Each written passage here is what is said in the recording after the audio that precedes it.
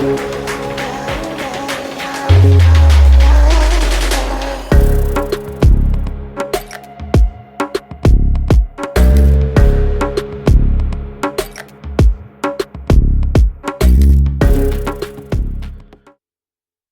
to another episode of the RDR podcast where we talk about all the nerdy shit you love or hate. We are your host. I'm Quentin. I'm Tim. And I'm Malik. And today we got a lot of topics to talk about. Some hilarious, like the Powerpuff Girls live action. That's not hilarious. That is a dumpster fire. I think it'll be hilarious to talk about it, though. Okay. We'll also talk about should heroes kill or should they not? You know, a lot of controversy going on around with that. WWE Elimination Chamber was last week. We'll have a recap of that. And with the way WWE is moving, we'll give our thoughts on if we think WWE is better with or without Vince. And rounding out everything, we'll talk about what it will take to make being an esports gamer more viable.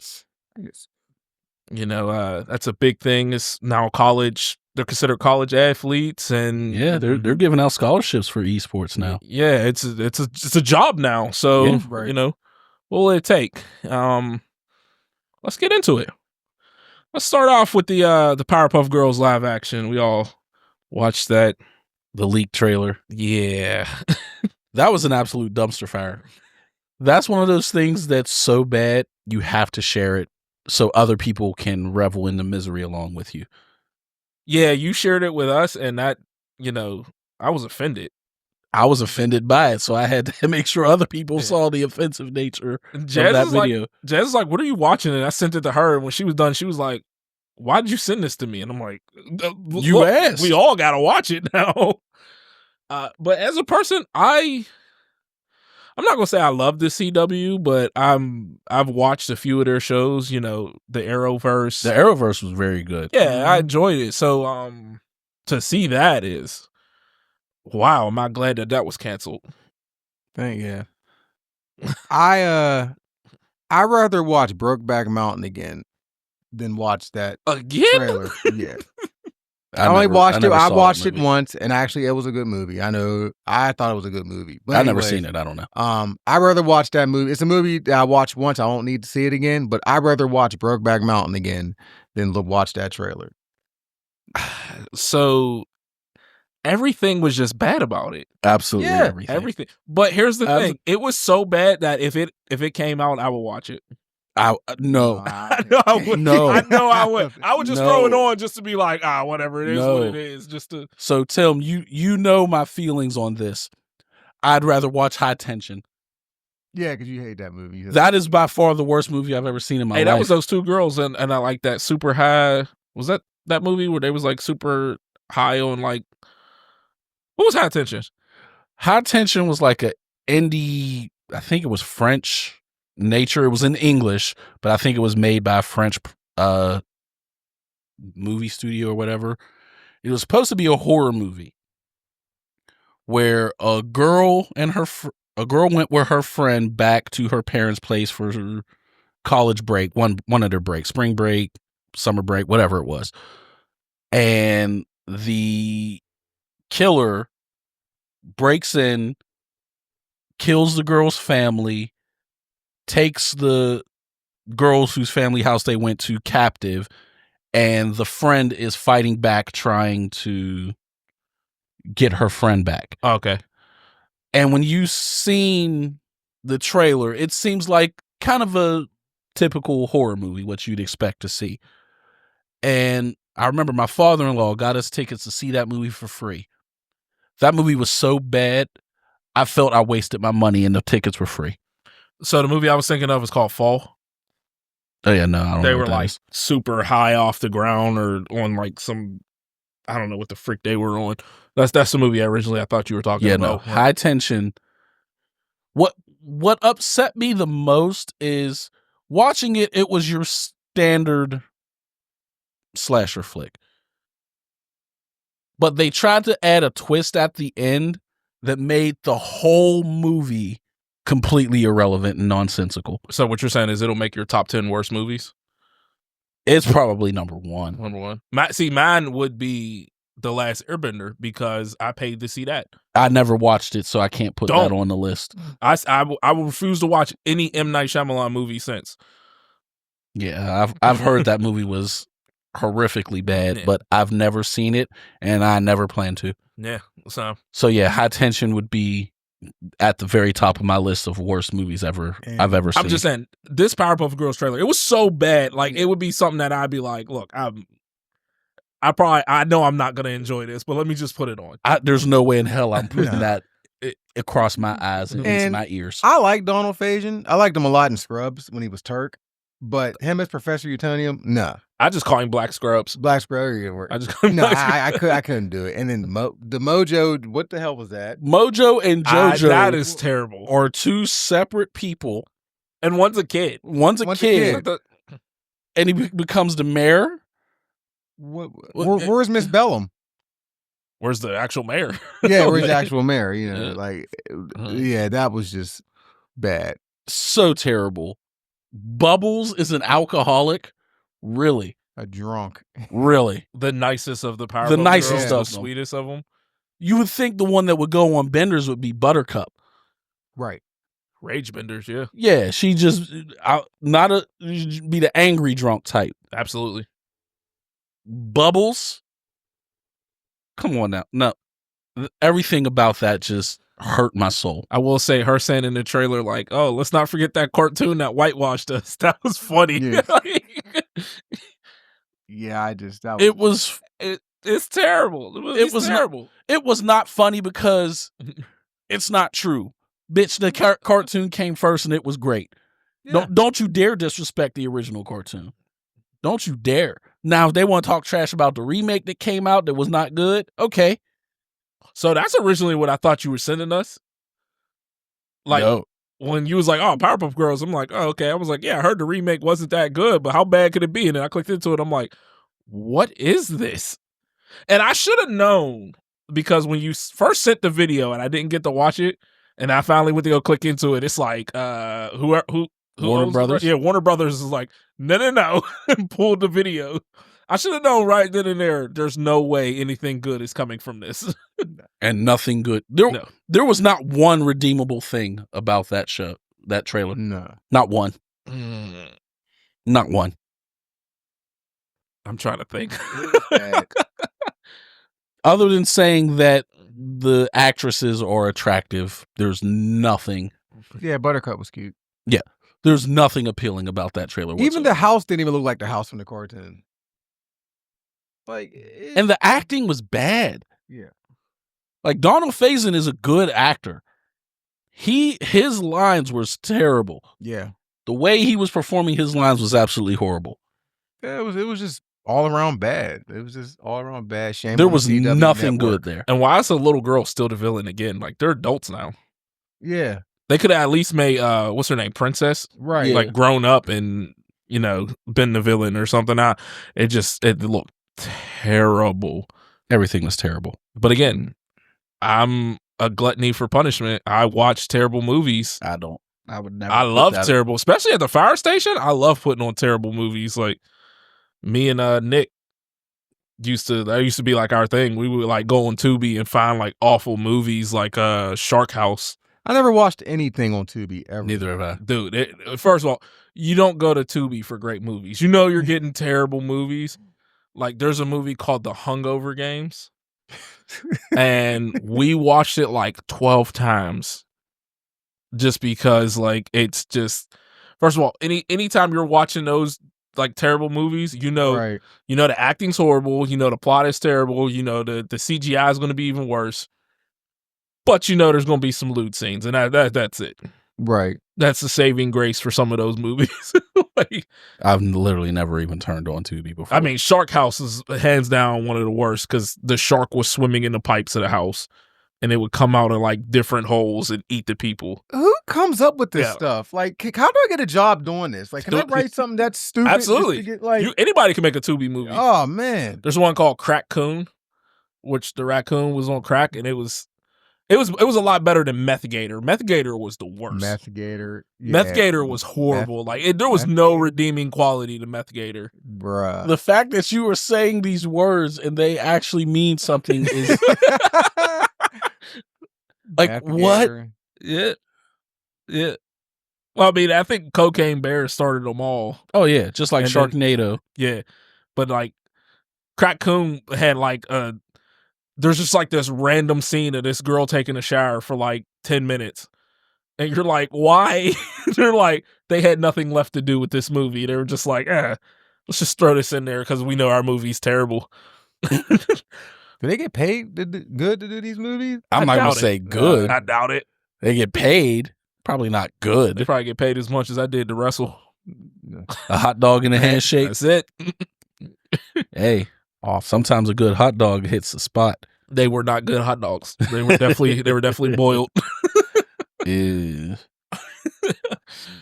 But I mean, there's no way. Obviously, they canceled it, so there's no way they thought that anybody would watch more than one episode of this show. Yeah, no. And they actually tried to do some damage control, if you want to say.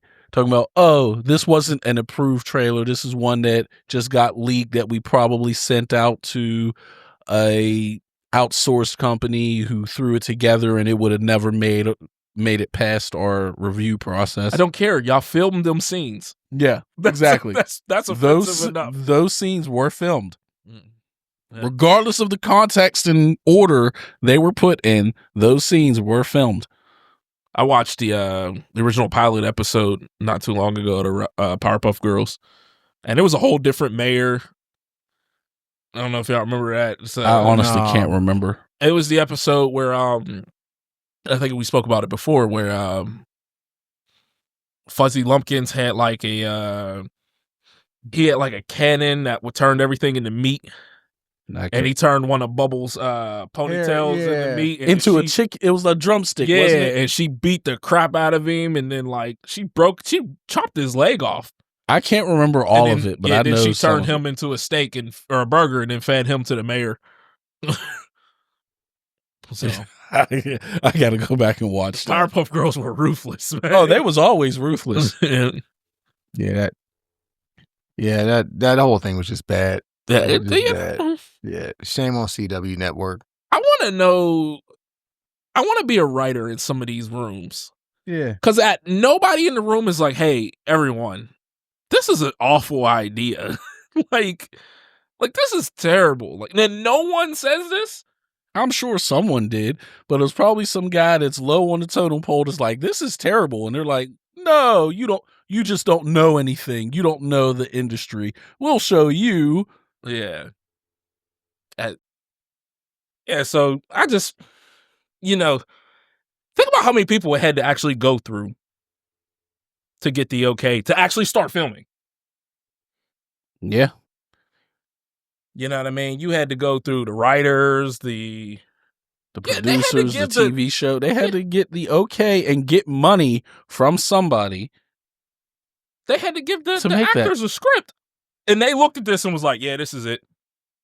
I wonder what generation, the producer, was it like a boomer? Was it someone older that didn't really know about Powerpuff Girls? Because you think Powerpuff Girls came out, almost 25 years ago? They came up around 2000, somewhere around there. So, you would think, okay, at this point, who was running Cartoon Network back then? So they had to been, obviously an older generation. So, whoever's running the CW Network has to be a Gen Xer or maybe a millennial or something. You would think. And I know millennials watch Powerpuff Girls because we're millennials. So you would think who, like you said, who would give the green light for that? What millennial, if they're running CW, would give the green light for that? Knowing that's not how that's supposed to be. I don't know. It doesn't make any sense. I'm still, like Quentin said, you had to go to somebody. Correct. And say, this is my idea for the Powerpuff Girls. And someone had to listen to that idea and be like, yeah, that sounds good. Let's do it. So CW has confirmed that the footage is real, but this particular trailer is not official, which is what you basically said. So again, I don't care if the trailer was real or not. The footage was bad. Yeah, that's actual footage. Yeah. So regardless of, like I said, it don't matter what order the trailer was made and how it was cut and anything like that. That is stuff that you actually recorded. So apparently they announced this in 2020, but it was canceled in 2023. So that's 3 years. Right. That people had a chance to look back and be like, nah, let's not do this. Like, I mean, I'm glad it was canceled, but the fact that it made it that far is amazing to me. So they didn't even like show them fly or anything. Yeah, they did. They did. And it was terrible. They showed Blossom flying at the beginning. It showed them taking off from the yard. It looked terrible. See, that's how bad it was. That's how bad it was that I didn't even know that they even flew. That's how bad it was. And was that the mayor that Blossom was flirting with in the end? Yep. That was and then JoJo. Said, we're even? You killed his dad. Man. No, the more I think about it, the worse it gets. That's what I'm saying. The more you get into it, the worse it gets. Yeah, it was just all around bad. So just everything was terrible. Yeah, I'm good off it now. Like, I wish I was 3 minutes I can get back, but unfortunately I can't. So yeah. I watched it twice. Yeah. So I think I did 3 times. Yeah. It's terrible. I just want to know, like I said, I just want to be in a room or when someone's pitching these ideas just to be like, stop. Yeah. No. Like, hey, even if it wasn't with them, if I could just be in the room when Sony's pitching an idea for their next Spider-Man-esque movie, just to be like, stop. No one wants this. Don't do this. No. Because their next one are going to be like, oh, let's make Green Goblin an anti-hero. Like, no. Like, yeah. No. Madam Web, or like you said before, Madam Web and Morbius, Hydro Man. But yeah. Speaking of ADC, I know y'all always doing all the Batman villains, and it's time to give us a Condiment Man movie. No. No. Man. No, he's perfectly fine on Harley Quinn and leave him there. No. We want a Kite Man movie too. Leave him on Harley Quinn as well. Although I like him on Harley Quinn. He's funny. He had his own show too. I didn't know that. Yeah. But it was by the same people as the Harley Quinn one. No, okay. So, you don't like Condiment Man? No. I don't like him like Clock Man. Clock King. Yes, I do. Man. I mean, Condiment Man. I feel like Condiment Man only uses Hunt's ketchup. Speaking of Hunt's, my mother-in-law has the audacity to be buying Hunt's and bringing it into my house. Oh, she'd have to get out. I literally looked like, what is this? It's Hunt's. I like Hunt's. Why? Yeah. Hunt's is better. You're wrong. No, it's not. I have done some offensive things on my job with this one captain. He's not my captain, but he would always come in and like be acting captain for my station every once in a while. And the one day we went to Aldi and I was like, we'll just buy ketchup from here as a joke. And he stared a hole through me and he said, I will personally drive us to Giant Eagle to get Heinz ketchup, but we are not buying any other ketchup. And he was so offended at me. They was like, man, my coworker was like, I ain't seen him that offended at you since you asked him if he wanted to put the pulse ox on a person that didn't exist. We got called to do CPR on a person on a power close one time. And so that's what happened. Oh my. we need some elaboration on that. All right. Okay. All right. So we get a call it's like middle of the day for a person down, CPR in progress. So of course we're hurrying up. We get there. This lady, we run in the house. There's clothes on the floor. She's pushing on the floor and she's saying she won't move. She won't answer. So I'm like, who? And she's like, my daughter, she's just been down and she won't answer. She's like, I keep trying to talk to her. She's not breathing. She's not doing this. She's like, so I'm doing CPR. So my coworker looks over. He's like, ma'am, that's a power close. And then so the captain comes in and captain's like, who are we doing CPR on? I was like, right here. And then he's like, okay, so obviously something's wrong with this lady, like mentally. He's like, all right, let's get a pulse ox on her and get some vitals. And I'm like, on who? He's like, not the power close, Quinn. I was like, okay, just so we're clear. I was like, I didn't know how far we were taking this. I was like, I just wanted to know how far. And I did that with him, and he was still more mad about me suggesting buying any other ketchup than Heinz. Yeah, Heinz is the only way to go. Well, she really said Hunt's is better? Yes. Wow. That's crazy. Yeah, that's crazy. It's diabolical. It's terrible. But I think, I haven't seen anyone, and I take that back. The Powerpuff Girls trailer was posted in the band group, and I seen a few people that was like, oh, I think I would have enjoyed this. And I'm like, yeah, you're an idiot. So I think you're right. I was trying to think of a saving grace for it. Can't think of anything. Not one. Not one. Not a single one. Nope, not at all. So, anything else on that? No, I'm good. No, I'm good. We don't ever need to talk about that ever again. Yeah, okay. Well, we'll leave that where it is. Canceled. All right. Want to talk about should heroes kill or not? Sure.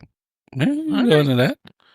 So, the reason I thought of this is there's a lot of media going on with heroes. You got the whole Batman not killing, and Invincible's big right now. I don't know if you guys are anybody caught up on Invincible. I'm so behind. Okay, I watched like 2 episodes of season 2. Well, Mark's big thing is he's trying not to kill. Okay. And it just begs the question, should heroes kill? In your opinion, yes or no? I don't think it's a clear black and white answer. Because a lot of times the answer is no, but a lot of times the answer is yeah. I'm sorry. Like the whole Batman thing. How many times does Joker need to break out and terrorize Gotham before you be like, you know what? It's time to go. Mm-hmm. There's just a certain point you're just like, yeah, no. Like at a certain point you just go like, no, it's done. So that's always been my thing is Joker's killing a lot of people. Yes. Every single time he gets out. Yes. And for Batman to be like, oh, well, no, I'm not going to kill because what's the dumb saying? If you murder a murderer, the world still has the same amount of murderers. Yeah. Okay. But if he was to kill like 5 of them, then there's still 4 less. Right. Yeah. But also another thing that like I understand his ideology is it's not only just that, is that once he starts, he's not going to be able to stop. And he's not going to be able to differentiate between those that need to be put down and those that don't. But that brings me to the other issue. When is the court system going to be like, you know what? Fuck it. Put him to death. Now Batman doesn't need to. Yeah. They keep putting them in the mental asylums. Right. But look how long death row even takes. But still. Mm-hmm. They're not even trying to put them on death row. No. And I mean, here's my problem. And I get everyone, I get there's people, oh, well, you never heard of the Batman Who Laughs? Yes. But understand that wasn't 616 Batman that happened to. Right. Now, I'm not saying it wouldn't happen, but I'm just saying like there is a, I forgot which movie it was. I just watched the movie like a month or 2 ago where, Joker kills Lois Lane, who was pregnant with Superman's baby.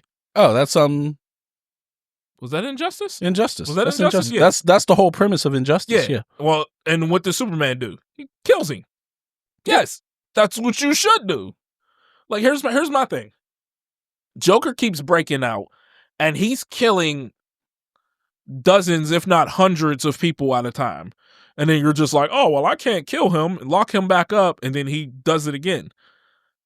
Well, now all those other deaths I feel like are on your hands because you refuse to do what's necessary. Like I said, it's also their justice system is terrible. Yeah. So, or like how many times does he need to break out and kill people before you're like, okay, he's not clinically insane. He is a madman and needs to be put down. Right. So, have you been watching Invincible? I haven't watched since season 1. Okay. I know a little bit what's going on because I was going to spoil it for someone because they pissed me off a couple years ago. So I know a little bit. I don't want to say too much because know the two blue dudes. It's the one guy, the twins. And then well, it's a clone. Yeah. But they never know who the real clone is. Yeah. Right. Yeah. Every time he breaks out, he's killing a bunch of people. Right. So without, spoiling too much, someone does something about it, and then they're like, oh, you're not supposed to kill. Like Mark's like, you're not supposed to kill, and they're like, why not? He's a bad person. And a threat to society. Yeah. And it's like I'm a bit. Like, dude, I get what you're saying at that point, because then are you really a hero? And I'm not saying that they need to kill every single person that does simple things. Like if you're just like, oh man, this guy, he keeps breaking out and robbing banks, but no one's dying, it'd be like, okay, then just keep capturing him. Right. But oh man, he keeps breaking out and he destroyed half the city. It's probably like, well, you probably need to put that guy down. Exactly. Yes. You know what I mean? Like, so that's my whole thing with heroes. And I think that's why I like, certain heroes over other. Like, and that's kind of why I like a little bit more Marvel's heroes. Because they tend to like not care. Right. Of course, you got your Spider-Mans, your, Caps who are like, oh, I don't need to kill. But then you have your homicidal maniacs, like Punisher. Right. I'm all for the killing, honestly. Like, I wish Spider-Man would have killed the dude that killed Uncle Ben. Yeah. But I get it, because Uncle Ben, the philosophy. But no, like, I get it. I know, like, I'm sure, like, whenever they wrote these characters, 60, 70 years ago, I'm sure they probably, they probably didn't want the kids to think it's okay to kill people. You know what I mean? Because obviously, Spider-Man. That's literally the whole point behind it. Yeah, because always we know Spider-Man's like a top 3 biggest Marvel character. You know what I mean? Yeah. And I know if Spider-Man killed, how would that affect children? You know what I mean? Right. Even though I'd be all for it, but how would it affect a child? You know what I mean? They might think it's okay to kill and stuff. But like, I'm all for like Punisher. Like, Punisher's a broken character. Mm-hmm. You know what I mean? Like, he was a happy man, then his family got killed. And now he just don't give a fuck anymore. You know what I mean? He's a broken man, and then like, and it's like back to the Joker thing. Like, yeah, I thought Batman did kind of start killing now a little bit in some comics or something. That's what they were saying. But I haven't kept up with him, but I do know like that's where the Batman Who Laughs comes in once he kills the Joker, and he kind of like, I don't know. I haven't read the comic to know 100%. I just know a little bit about it, but I don't know. I just it feels like certain characters is kind of like you probably need to put them down because they keep just getting out. Yeah, like the Joker, you say he goes to jail, they straitjacket him back into jail, and then all of a sudden he starts manipulating the jail, and then he gets back out, and then he takes someone else to Batman that Batman loves, or whether it's killing his parents at a young age, or taking Jason Todd and torturing him. You know what I mean? Even though he still lived, but still like not initially. Well, true. He died. He died officially. He was brought back by Ra's al Ghul. He died. The Joker killed him. And like you said, why does this keep happening? You know what I mean? Like, I think if you take a life, your life should be taken. That's how I look at things. Right. You know what I mean? So here's my thing. Like, picture if like you lived in Gotham. Right. And I'm moving. Well, yeah, 100%. I'm moving out of there. But I'm moving. But what I'm saying is like, picture your loved ones destroyed in front of you by Joker, Batman beating the crap out of him, and then 2 weeks later he's out doing the same thing again. Yeah. I would hate Batman. Yeah. I would want to kill Batman. Like, that would be the beginning of my villain origin story. Yeah. I get it. Like, not only do I want to kill him, now I want to kill you too because you could have stopped this. Right. Correct. You know what I mean? Yeah. And there's a good the last episode of Invincible is real good for that. It has Jesse's voice. Oh my God, I hate his voice. You know, Jesse from Breaking Bad. Oh, Aaron Paul. Aaron Paul, yeah. It's his voice. His character, again, without spoiling too much, when Omni-Man and Mark fought, one of the big buildings that was destroyed, his family was in that building. Okay. And now he wants to get revenge on Invincible because he feels like you got away with this and there was no repercussions. Right. And now he wants to kill Invincible. So he ends up making it worse, and his character is just really stupid, but just like Jesse was. But it of course, in that case, Mark had zero chance of actually killing Omni-Man. Yeah. Right. There was nothing he could do. There was nothing he could do about that. You know, but like I said, there's a lot of that question, like now in this most recent season, of should they kill or not? Because Mark's like, oh, don't kill. And there's another character that's like, no, I'm just going to kill them. Like I said, I'm all for it, man. Like, if there's a good reason for it, like you said, like back to the Joker thing, like he got to go. You know what I mean? And there has, unfortunately, this is such a touchy subject because who are you to make that decision for the most part? Judge, jury, and executioner. Yeah, like that. But my whole thing is, when you are that, you're going off of your morals, and we all know not everyone's morals are great. Right. Which is why I made the point of saying, like, okay, this guy robbed a bank. He doesn't need to die. Yeah. You know what I mean? Yeah. But hey, he killed 30 people and he's going to break out of jail again. You know what I mean? He's done this before. Then it's probably like, well, we kind of need to do something about this. You know, like, that's why I'm also like, this is on the whole system, not just the hero. Like, but look at dog, like y'all, he did his part and captured him. Mm-hmm. One, y'all can't hold him. And two, when he brings them back, y'all are still just like, oh, we're just going to hold him. Yeah. So it's on them too. Right. I get that too. But like, think about like Thanos. Like, they weren't like, oh, let's go and capture this dude. They're like, no. He took out half the universe's population. We need to kill this guy. He got to go. Yeah, that wasn't their plan. Huh? That wasn't their plan. When they got him in the second movie, at the beginning they killed him. They did, but that wasn't the plan. The plan was to just get the glove. Yeah. Well, they wanted the stones back too. That's all. That was their only plan. Whether he lived or died was inconsequential to them at that point. Well, the only person that really wanted to kill him was Thor. Yeah. You knew Thor was going to kill him. Yeah. That's what I'm saying. But I'm saying but it wasn't like, their plan was never like, hey, let's not kill him. Let's just arrest him, because they're like, I don't think they even cared about arresting him. Yeah. I don't think they cared about him at all. I firmly believe if they were able to see him just chilling and the stones was just lying in a box somewhere and they was able to just get the box and leave, they'd have just left. They wouldn't even cared about him. I think Thor was still trying to kill him. Yeah, Thor probably would. Thor was still trying to kill him. He did, because I mean, he was hurt. We couldn't even really fight back. And Thor's like, I don't care.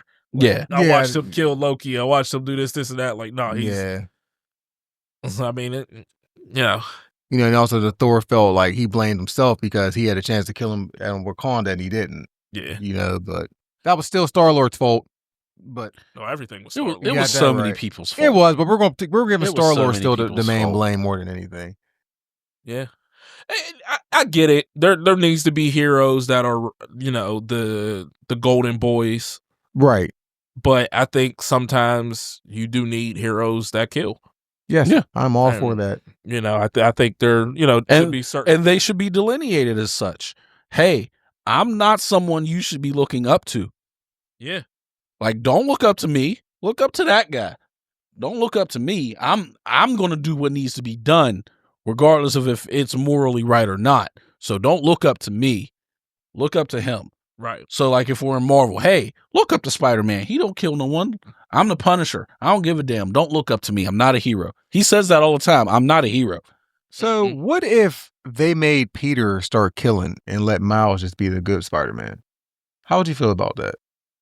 I know a lot of fans. I feel like that should be the other way around, if anything. Let Miles kill. Let Miles. Because he uses like electricity and shit that could actually like kill you. Right. Granted, Peter has the strength to kill you. Yeah. But, there's just certain people I feel should not kill, not only because of story reasons, but because of culturally what they represent.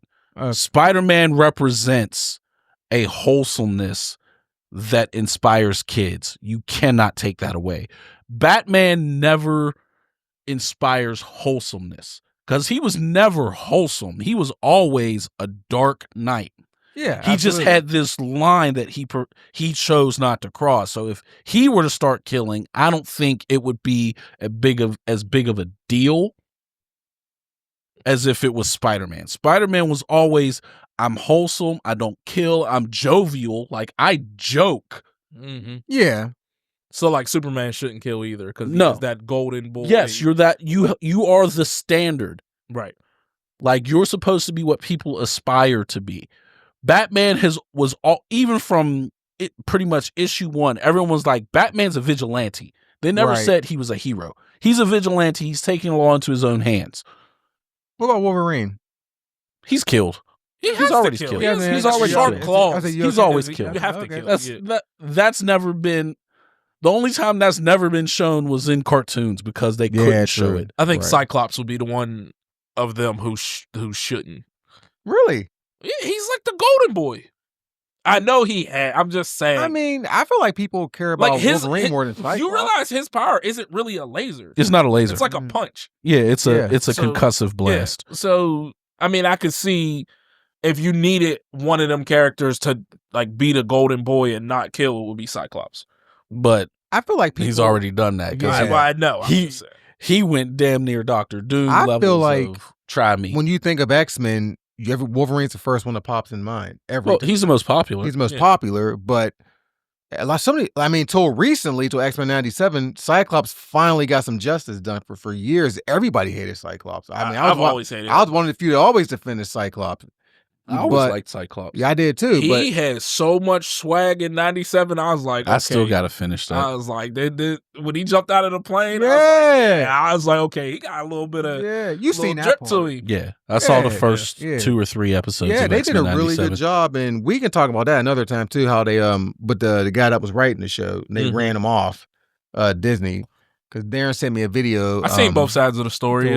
You know, the truth lies somewhere in the middle. Oh, absolutely. But I do agree with like he knew people wanted Cyclops to get that shine, and they kind of didn't want to go that direction. And I'm just like, but they did announce season 2, so yeah, it ain't coming out till next year. Next year, 2026. Wow. Yeah, but all right, but that's all I got for the heroes that kill. We all in agreement on it, Yeah. Yeah, I mean, there's times and places, but I also understand the reluctance. Right. Because it's a slippery slope. You do one, now the second one's a lot easier. Now that guy that's just robbing banks, you're placing fear into people, so I'm going to just end that fear. You see, I didn't think about it that way. That's a real good It's point. a slippery slope. Yeah. That's a good point. Once you do it, like that's Batman's biggest thing is once I do it once, he's not going to stop. So it's not like, just take out the Joker. No, you know what? I'm going to go be a Penguin. I'm going to go get Two-Face. I'm going to go get Poison Ivy. Now, Two-Face, though, like, does Two-Face really kill him? Yes. Really does? Yes. Like, I don't know. He gives you the option. Yeah, true. You're either going to die or get away. Yeah, he plays it by the coin. By the flip of the coin. So that's fair. You're right. Yes. I'm just saying they've done a good job with Batman of convincing us that the billionaire, like, Nepo baby is the hero versus like all these people who just like Mr. Freeze. He just wants to save his wife. Yeah. Poison Ivy is just like trying to save plant life. It's like these people have like real concerns, but we're rooting for the Nepo baby. Yeah. That technically with his money could probably fix both of their issues. Yes. Yes. Yes. You know how much he could fix in Gotham? And he's just Absolutely. like, yeah, I don't care. Because he's broken. Yeah. He's a broken He's a broken That's man. why it's hilarious that it's like, dude, you have enough money to where you could fix all these problems during the day, but instead you dress up as a bat at night. And it's like, yeah, I'm just going to go punch people. So who's more broken, him or Punisher? Depends on what you mean by broken. Well, I mean, to me, the Punisher has it a lot worse.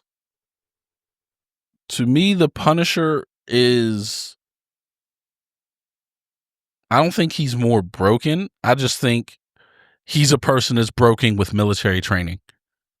So what's a person with military training going to do? Military type stuff. Yeah.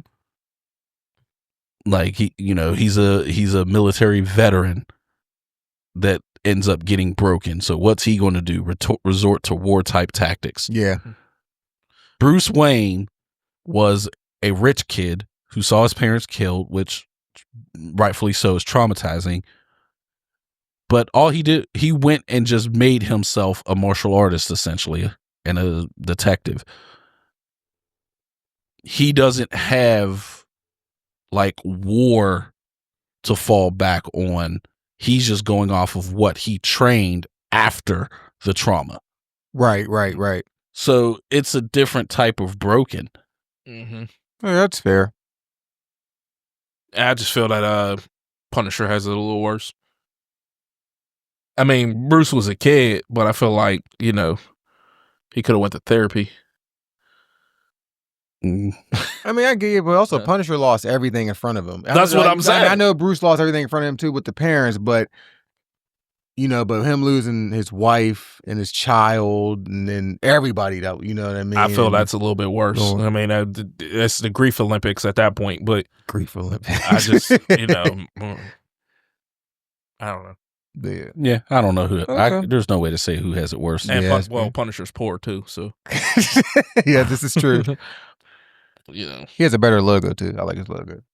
The new one or the old one? The old one. Mm. Yeah, the cops ruined that. Yeah. Which is funny because it's like Punisher wouldn't like most of you. Yeah, facts. So I seen a person on TikTok had to break it down for like all the MAGA people. He was like, Punisher wouldn't like you guys. He was like, I guess that's like been their symbol for something. I don't know. I stay out of it. Yeah. But the dude broke it down and he's like, I don't think any of you ever read a Punisher comic. No, they just like the logo. They like the logo and the blue flag and Yeah. And it was like, yeah, Punisher in his comics has killed cops. Mm-hmm. So, you're right. No one cares about the truth when the lie is more entertaining. Oh yeah. So we just want something that fits their narrative. Yep. Anyway, Elimination Chamber. It's a great show. It was. It was a very great show. You know what? It was one of the better, more recent, from top to bottom WWE pay-per-views that I can remember. I can agree with that. I can agree with that. Started off really well. Women's Elimination Chamber was great. Just coming out and going right after Naomi. Even they all thought she was going after Liv and went right for Naomi, and Bianca selling it in the little cage was great. And just I'm gonna say this because I know Jazz ain't gonna mind. Oh my God, Jade is so fine. Yeah, she is. Like I was just like, wow, but they sold the hell out of that. They did. Bianca crying in the chat. And you know what? It was funny because when it hit, Dose is like, she's going after Liv because Dose hates Liv. Yeah. So he's like, she's going after Liv. I was like, she's going after Naomi. And he was like, no, it's gonna be Liv. I was like, it's gonna be Naomi. And Jess sitting there like, why do you think it's Naomi? I was like, it just makes sense. Right. And then when she came down and looked Liv did in her face, it turned. I was like, yes, I knew it. I was like, so that was great. Yes. Yeah. I had zero issue with it. I enjoyed the whole thing. That match, I enjoyed Bailey. I love Liv with the trolling in the whole match. Like I enjoyed all of that. Roxanne Perez is a prodigy. Yes. She is very good. Very good. And she's what, 22? That's nice to see Alexa in the match too. Yeah. She, I thought Bliss was going to win it. It would have been, I think it would have been made sense for her to win it though, just because for her making the comeback last month and all that stuff. But obviously they had, different plans. Right. So I thought as soon as Bianca won, I was like, yes, we're getting Bianca versus Rhea. Yeah. I was like, at Mania, I was like, this is going to be so dope. And I was like, and then I'm assuming, I thought that Bianca was going to turn out to be the person behind the hit. Right. And it would lead to Bianca versus Jade at SummerSlam. Yeah. They swerved us on that because then Rhea lost the title and Naomi admits that it was her. Right. And, Jade came down and looked right at Bianca and Bianca was just like, go ahead. Yeah. And she beat up Naomi on SmackDown again.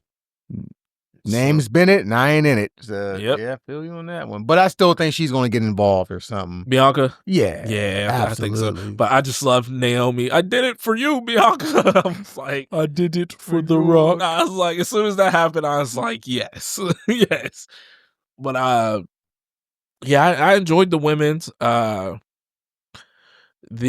Oh my God, Kevin Owens and Sami Zayn beat the hell out of each other. They always do. They always do. Yeah, they always do. I mean, jeez.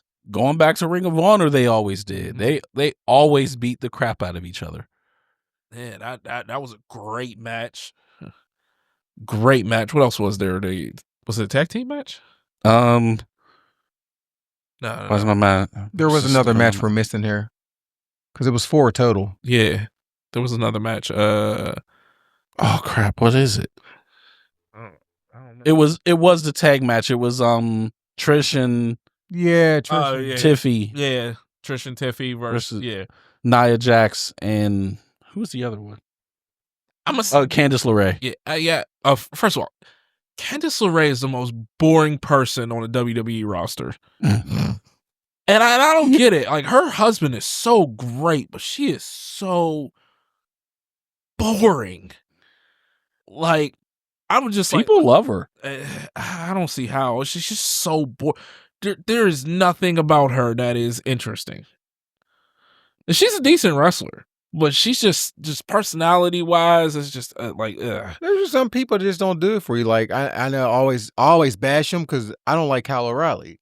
But I know he's a great wrestler. That's crazy. But there's just something about him that is just absurd that you don't like Kyle O'Reilly. There's just something about him that I just don't like. I like him as an actual wrestler, but there's just I don't know. There's something about it I just don't like. Yeah. Like I know he's great. Like so Elimination Chamber made me think it, but SmackDown this week actually confirmed it for me. Tiffy does not need to be a face. No. She needs to be a heel. Yeah. Like, I think that's what they wanted it to be, but Charlotte is not a face. Yeah, I get that, but Tiffy is like a little too. She's like bland as a face, but she's great as a heel. Like kind of like Britt Baker. Yes. Exactly. Okay. Yes. So you said Britt was a terrible face. She was a terrible face. Fantastic as a heel. Yeah, and that's kind of where Tiffy is. But Charlotte coming in and attacking her on SmackDown and locking her in the figure 8. It got her some heat. It got her some heat. So, right. Also, can we please give Nia Jax her flowers? Because at one point in time, people were saying she was like the worst wrestler in the world. Nia Jax is great. She does great character work. She's a great heel. She's a great heel. She's not afraid to make fun of herself. And she's very pretty.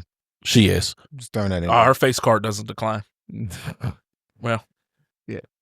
She is. She's very pretty. She was like a Penn Hills mom.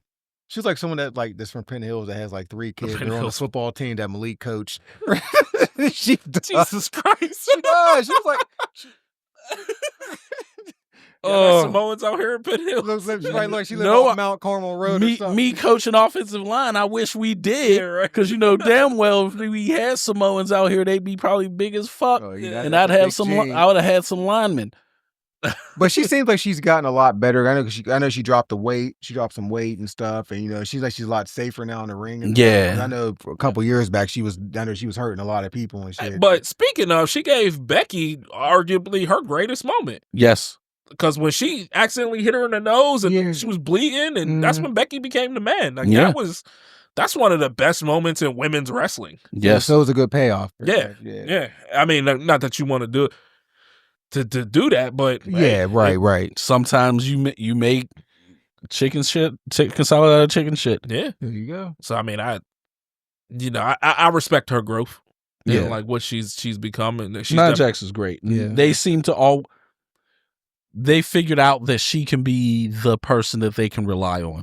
Because usually when someone's like, oh, someone got hurt or something happened or we need someone a steadying hand. They go to Nia. Mm-hmm. And I think she deserves her respect for that because she is great. Mm-hmm. I feel she carried Candice in my hole. Yeah, that's what I'm talking about making fun of herself. Like, my hole. Like, that was hilarious. Yeah. And she's great. Yeah. Trish still looks great. Yes, she does. Yes, she does. Yeah. So take your shirt off, Trish. It is nice to see, like, our legends still be able to do it. And I guess she said she wanted her kids to see her. And she's just having wrestle. Fun. Yeah. She's just out there just having fun. I love it. Living her best life. Mm-hmm. Yeah. I'm all for it. And last was the men's chamber match. Before we get started. We got so much to talk about in that. There's so much to break down. Logan Paul has grown on me. He's so good. He's a good professional wrestler. Mm-hmm. He is. He's like, that is his area. Like, don't get me. He is a good professional wrestler. I like him as a wrestler. What pisses me off is that he keeps stealing Hangman Page's moves. Thank you. Yeah. I said that on somebody's status, and I was like, he's just doing everything Hangman, but he is good. I'm not taking anything from him. Yeah. Literally move Keep him off the mic for right now. Yeah. Keep him off the mic. He keeps trying to do the buckshot. He does the buckshot lariat. He does the Deadeye?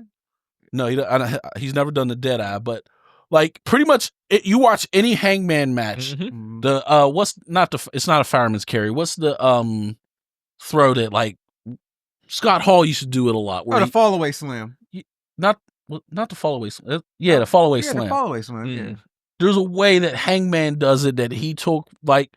It's like I see it on Twitter all the time. They just literally show it side by side. He's doing like Hangman does a move, and literally like a week or two later, you'll see Logan Paul do it. Like, stop taking Hangman Page's moves. I'm just saying, if you're going to steal off somebody, do it right. I mean, that's not a bad choice. That's not bad. Yeah, that's a Hangman Page is very good. So it's not a bad choice to steal off of. But my goodness, I love him. I think he's great. It's just. His mic work still needs work. When he tried to cut that promo on everyone, I think it was on Monday night before the chamber, CM Punk just embarrassed him. Well, I mean, and it's like it's CM Punk. Yeah, I know, but what I'm saying is he was trying to cut a promo on every single person, and it was just like, stop. Still need some more. Yeah, he's still, but still a great heel. Mm-hmm. Canada booing the national anthem. Again, was so my old captain used to always say, not always, but the last couple years, he would be like, America's become a joke and we need to vote Donald Trump back in there so that everyone will take us seriously. Now they're booing our national anthem. I don't think they're taking us seriously. Yeah. And they booed through the whole thing. Mm-hmm. And they did the same at the hockey game. Yes. So at the Four Nations. But so for Logan Paul to bring out the American flag, I'm like, yes. Great troll moment. But he's from Cleveland, so I also can't. Even though he wears black and yellow, I can't root for him. Yeah, well, he's Ohio, yeah. But I get you, yeah, but Seth Rollins versus CM Punk. I'm off the hate boner that Seth Rollins has for CM Punk is insane. I thought CM Punk was going to win for a second there. And when he curb stomped him outside the thing, I was like, oh, they have problems. I don't know. Did either of y'all watch Monday Night Raw?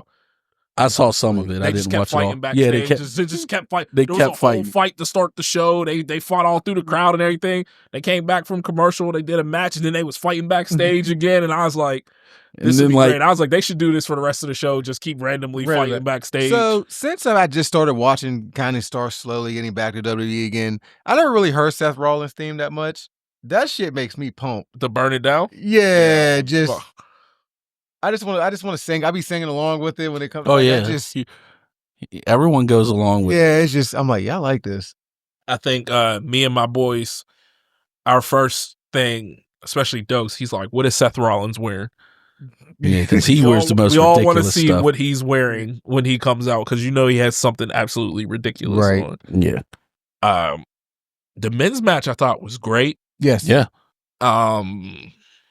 Damien Undertaker.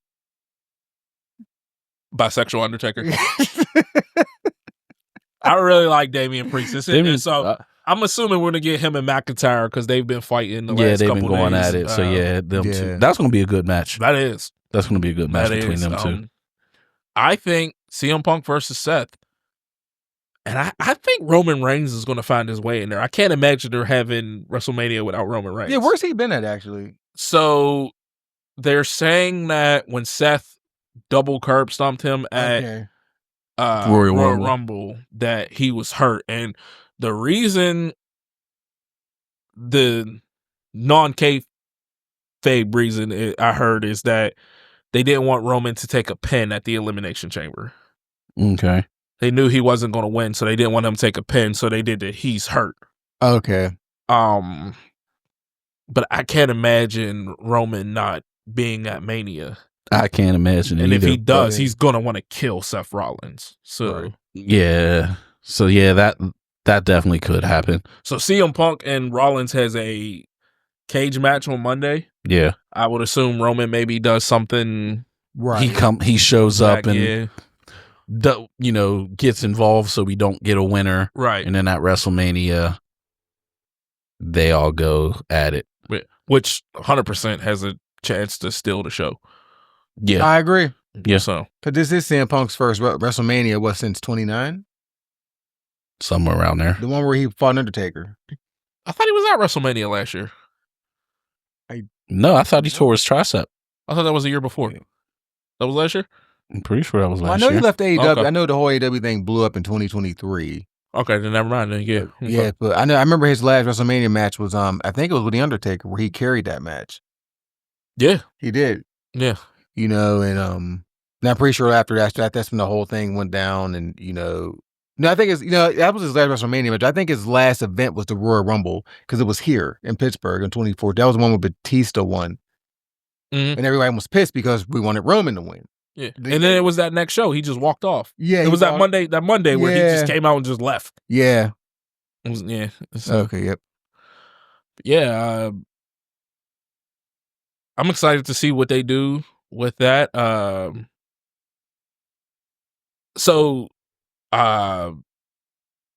CM Punk, Reigns, and Rollins. Yeah, I think will be a great match. Yeah.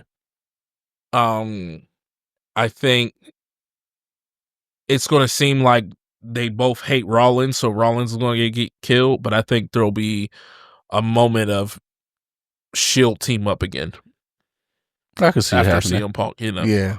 So, because the other one's bleeding over in AEW every freaking match he does. Yeah. So, and then of course John Cena won. I am all for it.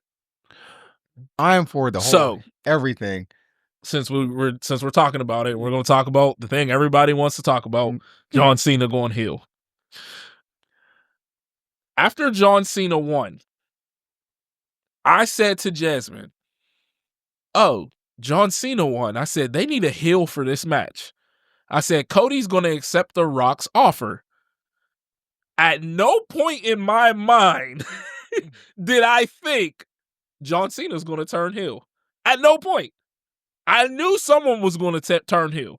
Right. So I said, as soon as Cody came out, I was like, okay, cool. Then as soon as The Rock's music hit, I was like, Cody's going to accept his thing because someone has to be heel for this match.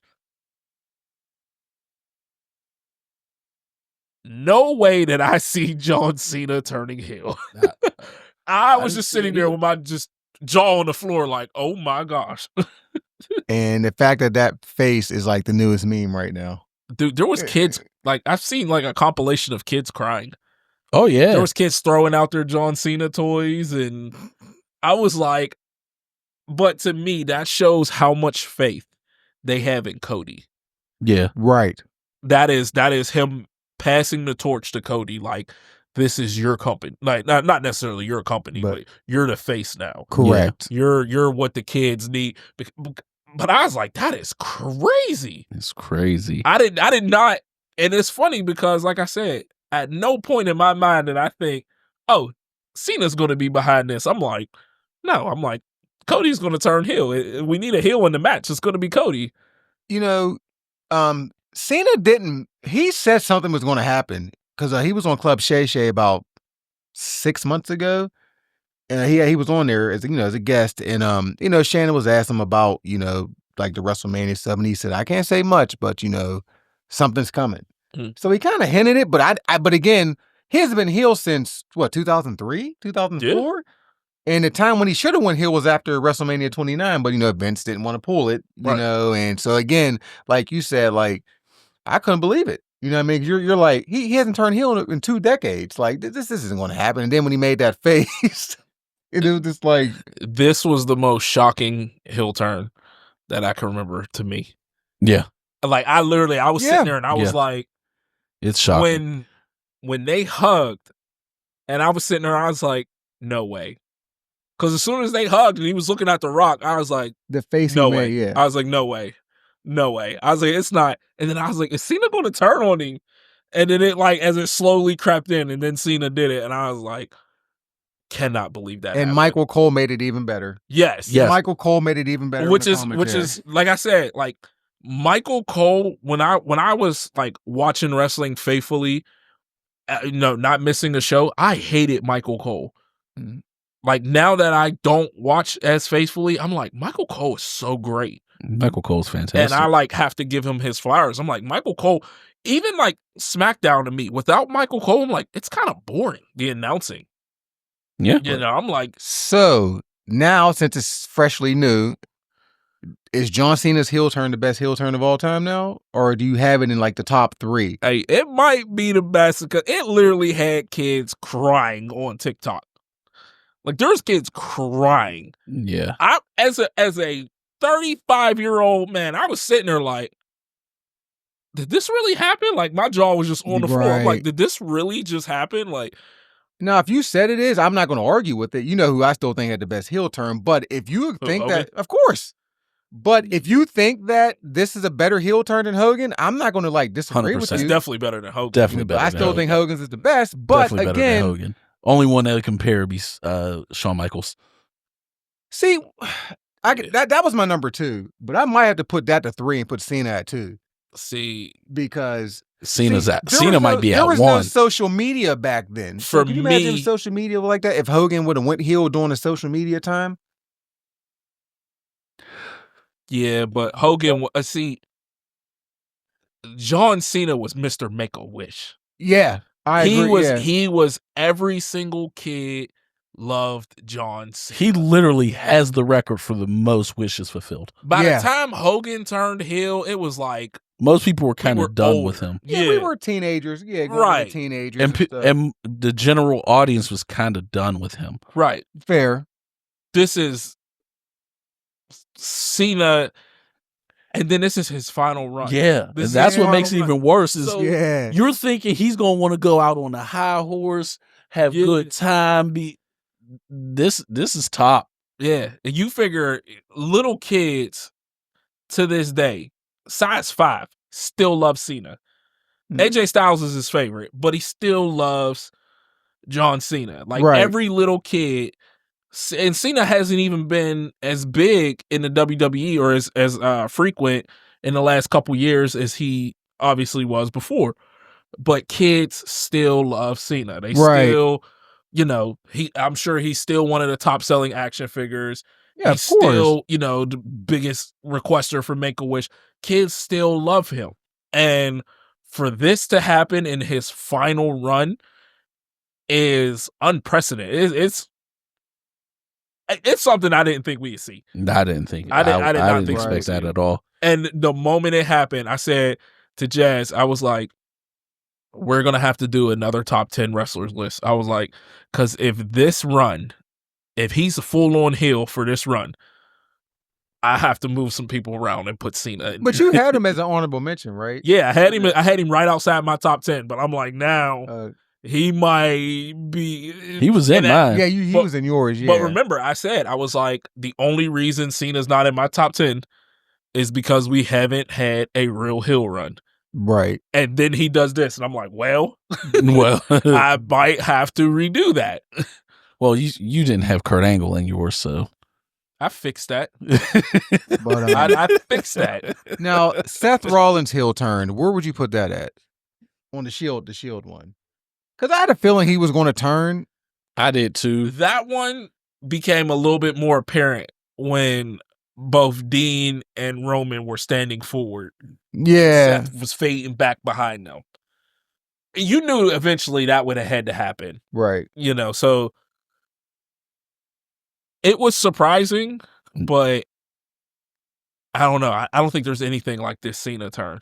Yeah, because they weren't around as long. I think they were only a year or two in. About 2 years in, yeah. So it's not going to hold as much weight. Mm-hmm. Mm-hmm. I agree. Is there any other great heel turns that you? Oh, I'm pretty sure there is. I just can't think of off the top of my head. I told you. I don't know if you consider it a heel turn, but Mark Henry's retirement speech. That was a great heel turn. One of my favorite, but he was already a heel. He was already I don't know if it's considered a heel turn. I don't know if that's considered he just went super heel. That was he doubled down. That's another one of the times where my jaw was on the floor, and I'm like, wrestling got me. Right. Because I was sitting there, I'm like almost tears in my eyes, like, oh my God, like, like I didn't even care this much about Mark Henry, but this speech is so beautiful. Baby, I'm coming home. And then he power slams Cena. One strongest slam Cena. And I'm like, oh my God. I'm like, he got me. So now I know you were a little young for this, but I know you've seen it eventually. But when you see the HBK heel turn, like, were you shocked when he did that? If you remember it? I don't remember how I felt about it back then. I honestly just don't remember how I felt. I mean, Marty Jannetty tried to get away from him and ran through the glass. On the barbershop. That is one of my favorite calls of all time. He tried to get away. Another good heel turn was Roddy Piper with the coconut. Yes. Was that a heel turn or was he just a bad guy? I can't remember. Like, that was kind of before I really got into wrestling heavy, so I don't know if that was just like a heel turn or if he was just being a heel. Like, I thought it was a heel. I don't remember the year, but I know he was the heel when he main evented WrestleMania 1. I know he was the heel in that match because it was him and Paul Orndorff, I believe, versus I think it was Hogan and Mr. T. Yeah, if I recall. But I'm pretty sure Paul Orndorff and Piper were the heels in that match. Okay, but probably. I'm just saying I don't with the coconut though. Yeah, I don't know if the coconut thing was a heel turn or was just him being a heel. I like that segment though. Yeah, it was a good segment. That's what I'm saying. It was a great segment. I just don't know if that was. I don't think that was a heel turn. I think he was just being a heel. Neither of you watched SmackDown, did you? No. Travis Scott gave Cody a really bad black eye. Yeah. Apparently, he busted his eardrum. Yeah, I did hear about that. He busted his eardrum. Yeah, why was he there? I don't know. Like, why was he there? Sure. No idea. It was like that meme. Did I send that to y'all? The 3 dragons. No, it's like the 2 mean face dragons. Then there's the goofy face one. You know what I'm talking about? Yeah, like I've seen the Hydra. Yeah, that's what it was. And then it was like The Rock and Cena, and then like the goofy face one was Travis. Now, because the only reason I could think of him being there was because obviously it was in Toronto, and I know him and Drake are cool. So I thought maybe like he was just hanging out with Drake, and he just got to the back. Speaking of which, Drake was there, and they didn't highlight him in the crowd. Dude, first of all, you're 39 years old, throwing a behind the camera, bro. Come on, you're 39. Who did that? Drake. You ain't seen him in the camera, bro. You're 39, dude. Act like it. Because I didn't even notice it was Drake. I was looking, I was like, is that Yachty? And Jess was like, no, that ain't Yachty. Yachty's hair is red. I was like, Yachty's hair ain't red. I was like, Yachty got a haircut now. And I was like, I'm pretty sure that's Yachty. Kept looking. I was like, no, that is. And then Drake walked past and she was like, is that Drake? And I was like, I think so. It was like, then he was in the camera. Bro, come on. You know why he's doing it? He's trying to appeal to the young ones. Because, say Drake. Bro, you 39, bro. Like, I don't know. Did you see what I said on Facebook about Game? When I was like, if I say Game has always been corny, no one cares. The moment I say Drake has always been corny, I get attacked by his fans. I'm gonna push back on the Game thing real quick. I get where you're coming from. I don't know why he's corny. Keeps trying to do shit like that, but I actually like a lot of his diss tracks. I think he makes good disses. They're long, but they're pointless. They're pointless, but they're good though. I'm not saying he can't rap. I'm saying he's corny, and he's always been corny. Got you. And when I say corny, I mean just you're trying to be something you're not. You know, you're clout chasing. Yeah, that's my thing. He's hopping into battles with people that ain't like. If me and you are beefing, and Quentin just hops in it, people are like, the fuck he doing here? He ain't got nothing to do with it. That stuff I don't get. I don't. That's what he does. That's what I'm saying. It's like he's doing stuff to try to catch a snip of that buzz. And that's what I'm saying. I know there's a whole thing, especially in our community, like somebody, who are you to call him corny? You watch anime. Yeah, but I've always been who I am. Right. And I don't care, you know what I mean? Like Lupe. Lupe is one of my favorite rappers. He's never had to pretend to be a gangster or anything. Kanye, he's never had to pretend to be. Well, I'm talking about back then. We'll do from 2000 to 2008 Kanye. We'll just do that. First 5 album Kanye. Let me clarify that. I do not agree with anything he is saying now. So, but that's what I'm saying. Like the backpack rappers were exactly that. Mm-hmm. They didn't have to pretend to be like the Chicago drill rappers. Like those dudes are real. Right. Like, you know what I mean? So Gang has never, he's always come off as like a try hard to me. Like, you remember the movie Waist Deep? Yeah, he was the bad guy in it. He was corny in that to me too. I'm like, I can't take this. I don't seriously. remember much of. I know it was Tyrese, right? If I recall, and I think his son got kidnapped by the Game or something. I don't know even. I don't remember why he got kidnapped. There was really no I guess some deal went down wrong or something like that. Okay. And they thought Tyrese had some of the money left over. It was like that or something. But yeah, so he's just never come off as like that kind of person. But I mean, we're getting off track, I guess. But the documentary one was a great album. But it was fantastic. It was. But anyways, back on the track. But yeah, I just don't get why Travis Scott was there. I was like, what is he doing here? Yeah, I don't get why he was there. Smoking weed in the ring. Someone said, no, he had a Sage, yeah. Someone said he's going to do Cena's new theme, his heel theme. Oh, really? I wouldn't be opposed to that. Yeah, but there was something a while ago where Cena was talking and he said they were ready for a heel run and he had already had a heel theme. Yeah. Like made and everything. I kind of want to hear that soon. I want to hear it, but I'd be okay with Travis Scott making his heel theme as well. Yeah. So, well, that leads us into there's a lot of changes going on in WWE.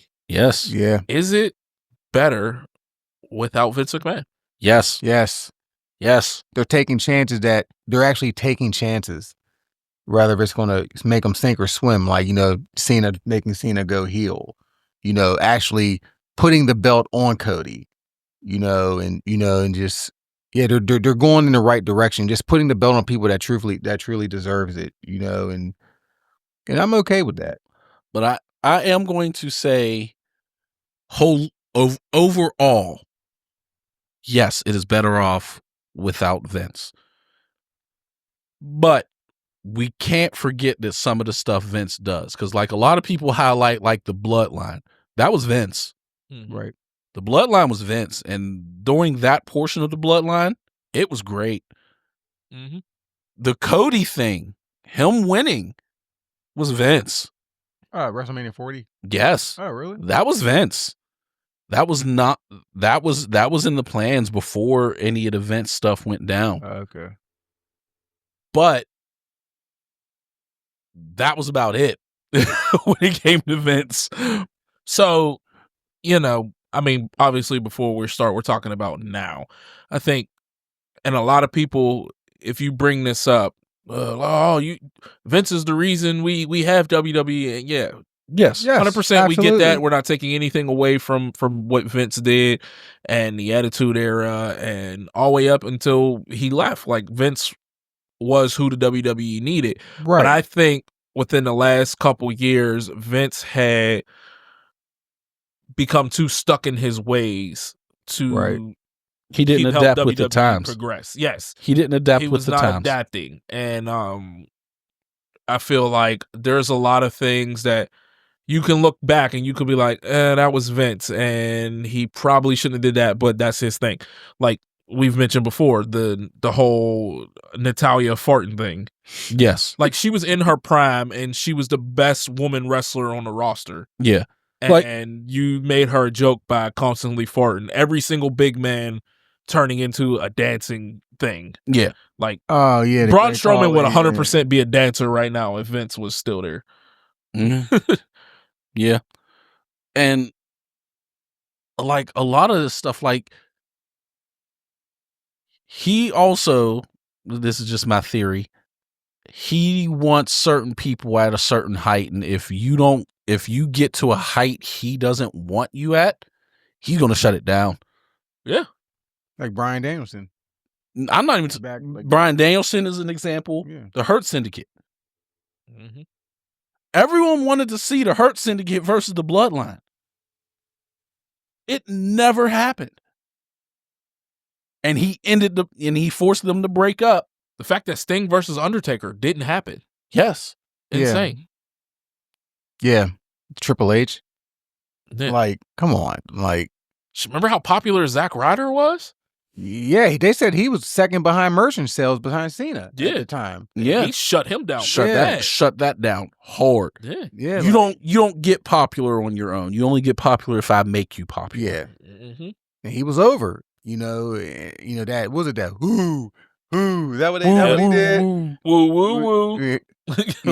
And he was over. And I remember that. Remember they had the little love story going on with him and Eve Torres. Eve, and then Cena got involved, and but you're right. Like every time like someone does get over, he just, like you say, if you're not like Triple H, Cena, if you're not who he wants to be over, I think it's not going to happen. I think I agree with what you're saying. They're taking a lot more chances. Yeah. Every single show this past week, mm-hmm. ended in a title change.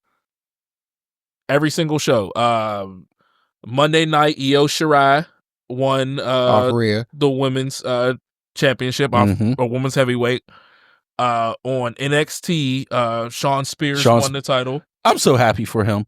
Yeah, he'll always be Ty Dillinger to me. Yeah, perfect 10. Yep, but yeah, I'm so happy for him because he is a really good wrestler. Yeah. And then on SmackDown, LA Knight won the U.S. title off of Shinsuke Nakamura. Okay, so I was like, I don't ever remember that happening. And it was funny because after Monday night, somebody had tweeted out like, wow, I would love to see WWE have more titles change hands on weekly shows. It was like, it never seems to happen. Yeah. Then it happened every single show this week. And I was like, wow, yeah, you do stuff like that because then it takes that, I know what's going to happen thought out of your mind. Because like you said, your mind was made up. It was Rhea versus Bianca, 100%. Bianca Belair. Right. Yeah. Like, you were like, you went into Monday night like, oh, there's no way Io's winning. Yeah. Even when Io came out at the Elimination Chamber, I'm like, why are they trying to act like she even has a chance against Rhea? Exactly. Sunday? I'm like, it's clearly going to be Rhea versus Bianca. Then when she lost, I'm like, holy crap, what happened? Like, yeah. It gives you that feeling that I can't miss an episode because something might happen. Yeah. And that's needed. Yeah. So now I don't think you do that with Vince still in charge. No. I don't see that happening. No. So, Roman probably still have the belt. Charlotte will have the belt again. Even if she hasn't, you know what I mean? But taking the safe route in his words, but yeah. Oh yeah. I mean, like I said, we can appreciate everything Vince has done. Yeah. Of course. And still look and be like, this is what you did in the past doesn't mean you're exempt from what you've done later. Like you were great back then. Okay, cool. It doesn't mean you're great now. Like, you know, Emmitt Smith was a great running back in the 90s. I guarantee he won't do great right now. When did you think it started getting bad for Vince? Around like 2010. The 2010s was a real low point. Once CM Punk left, okay, you know, John Cena stopped showing up as much. Then the whole Diva era was the Diva era is just embarrassing. Like, how do you go from having great wrestlers like Trish Stratus and Lita and such? Beth Phoenix. I will say though, it eventually gave us the AJ Lee pipe bomb, and that was the change that the women's division needed. But it shouldn't even come to that. Is my point. You shouldn't need to have done that. Yeah. Like, when you got people who can't wrestle as multiple time women's champions, like, that's embarrassing. They got them in the Hall of Fame now. Yeah. Crazy. Like, that's embarrassing. Yeah, I agree. And so I'd say, somewhere around the 2010s is when he really started to fall off. I mean, he had his moments that was bad before then as well, but the stretches of bad really was around the 2010s. Okay. But you know what? I think, to me, that's when NXT became the number one show. The standard. Yeah. Yes. That's when I was like, because right then is when I stopped watching wrestling on Raw and SmackDown pretty much. That's when I was like, okay, I'm only watching NXT. And what Triple H was doing with NXT at that time was amazing. I think every NXT takeover was, from top to bottom, amazing. Amazing. And I think even which one of y'all posted something the other day, was like, what was the best WWE pay-per-view or WWF pay-per-view? Yeah. And I was like, NXT 2016, I think it was. And then I was like, oh, it said WWF. I was like, hold on, let me, rephrase that and pick my real one. I'm like, instantly when I seen what was the best, and I thought it was WWE pay-per-view, I'm like, it has to be an NXT. I was like, top to bottom, these things were amazing. Yeah. And because there was times where some of the NXT was out doing the WrestleMania shows, right? Yeah. Yes. And then Vince would call up the NXT stars and just bury them. Yeah. Because they didn't get popular off of him. Right. So, like, for instance, Andrade was amazing in NXT. Yes. He was amazing. Finn Balor, amazing. The Demon was so over in NXT, and Finn's still one of my favorite wrestlers. You can go down the line. DIY, they didn't get really pushed. Yep. FTR didn't get really pushed. Right. The Ascension, you see what they did to the Ascension? The Ascension was so great in NXT. So great. I thought I was like, they are going to destroy it on the main roster. And then it was like he tried to turn the Authors in the Pain into them. Yeah. And it was like no one cared about them. Like, he destroyed everyone. Like, the only one I remember coming up from NXT with any type of good push was Kevin Owens. I was about to say Kevin Owens, yeah. That was it. Yeah. And that's because he got John Cena right away. And it was like when he won the United States title right away. So, yeah. Like, everyone else got kind of relegated. Paige had a good run. Because I'm about to say Paige right away. She won the Divas title immediately. Yeah, off of AJ. So we're not going to say what she did with that title, but they had to take it was Xavier's fault. But anyway, I love when the Usos cut that promo. Oh, and during the rap battle, X-rated like Xavier Woods. But who, like, he ruined Shinsuke Nakamura. Like, dude, they changed his music. The aura around Shinsuke Nakamura when he was in NXT was unreal. Why did they change his music? Well, I know the first time they changed it when they like started adding like words. Yeah. is because he went heel and they didn't want people singing along. Okay. So by throwing words into the music, you can't do the little chant like people used to do. Right. Yeah, okay. But like everyone, like I'm just trying to think down the line, everyone who was great. He ruined Bobby Roode because once he went up to the main roster, it was just all about Glorious. Yeah. Nothing else mattered. Like everyone, you just go down the line. Each guy that came up from NXT, he just did nothing with them. Was Damian Sandow in NXT? No, but Damian Sandow, they dropped the ball with him and Cody. Oh yes, they dropped the ball scholars. When he threw the briefcase into the ocean. Yeah, I was like, this right here could lead to like a good feud over like the world heavyweight title. Yeah, they dropped the ball. They just dropped the ball with both of them, and then they had him doing all that wild stuff, which was hilarious. That I ain't gonna like. That's where he made himself get over. Yeah, with the Miz stunt double. Oh yeah, the Vince, and he did the Vince thing, and yep. So I mean, but yeah, I mean, you're right. They dropped the ball with a lot of people coming up. Even I won't say they dropped the ball with her, but even when Asuka first lost, she did not need to lose. She didn't need to lose at all. Like, and she did not need to lose to Charlotte. And I'm a fan of the Queen. She did not need. But like that's my issue. Like there was no reason for Charlotte to win.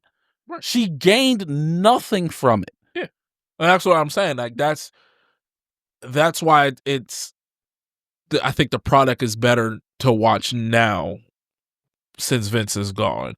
Speaking of which, I can't wait till Asuka comes back because she's so good.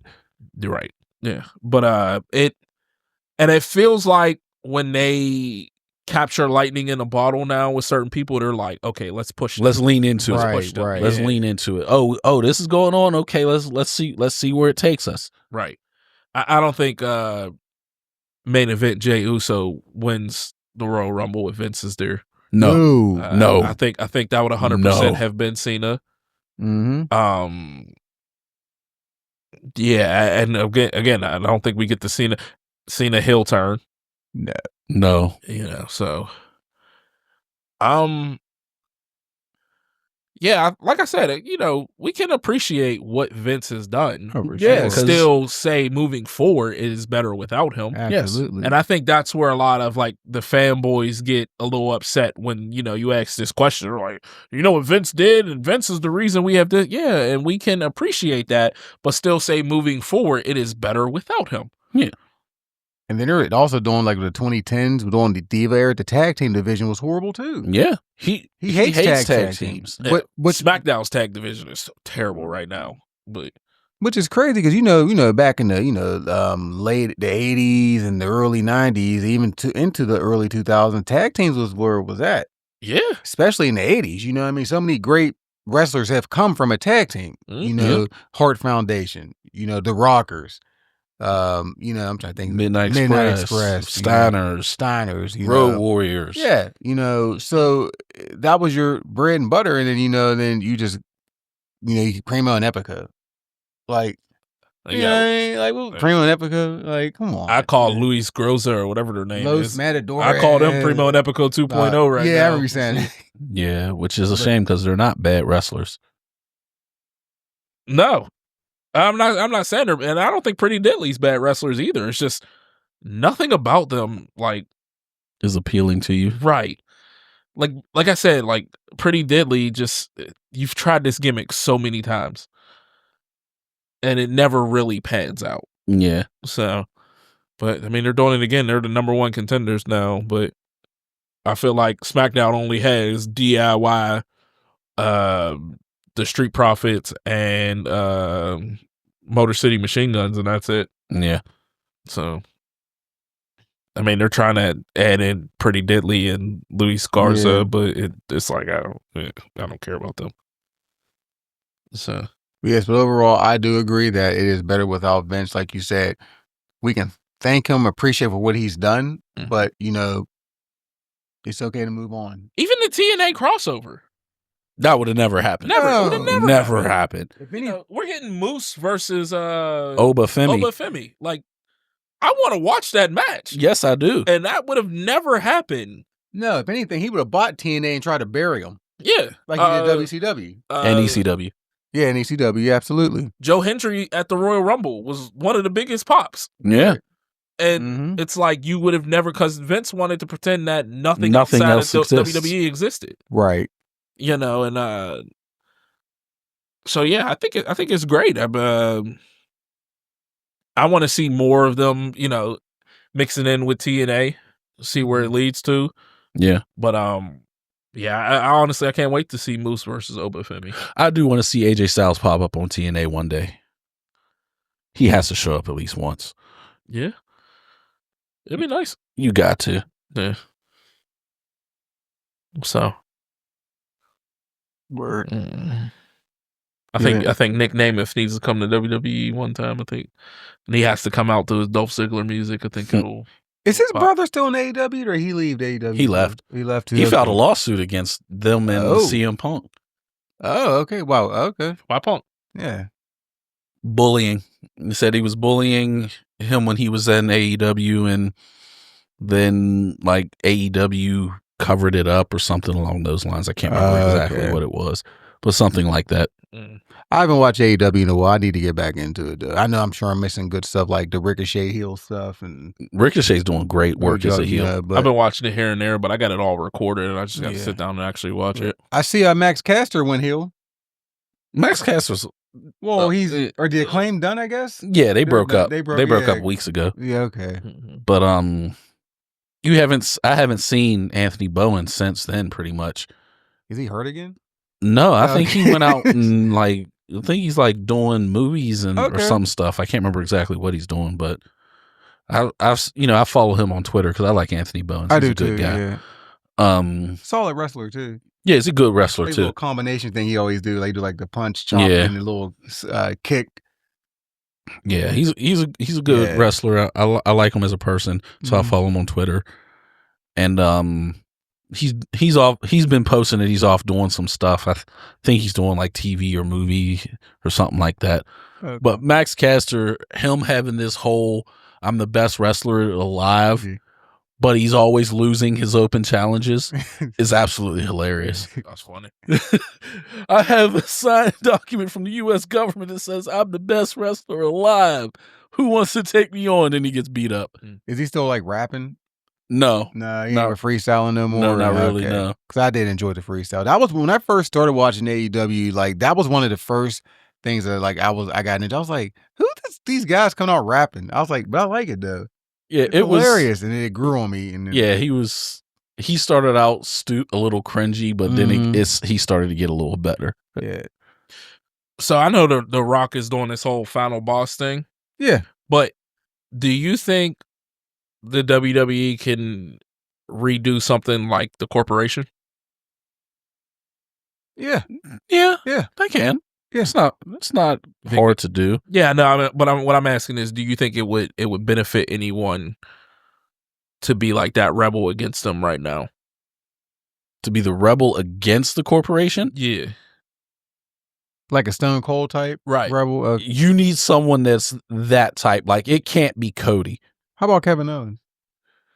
Kevin Owens is like he's too much of a heel. Yeah, I was thinking maybe like you think it would benefit like a LA Knight or something like that.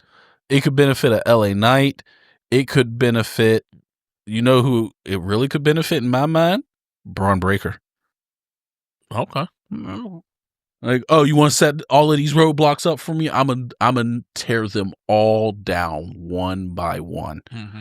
The only thing is we got to make sure he's able to carry himself on the mic because he doesn't really talk much right now. He's kind of just a destroyer. Right. Okay. So we need to make sure he's ready to handle himself on the mic and do that because they definitely could do a corporation type thing. Absolutely. I mean, I would like to see him do something. I don't know what his name is. I always forget his name now in WWE, but Magnus. Oh, Nick Aldis. Nick Aldis. There you go. Yeah. Like, I'm like, he's still bigger than like 90% of the roster. And he's probably ready to go at any time. You know, so I mean, I liked him in TNA. Yeah. I thought he was once he grown into his own, because I was watching when he got first brought in.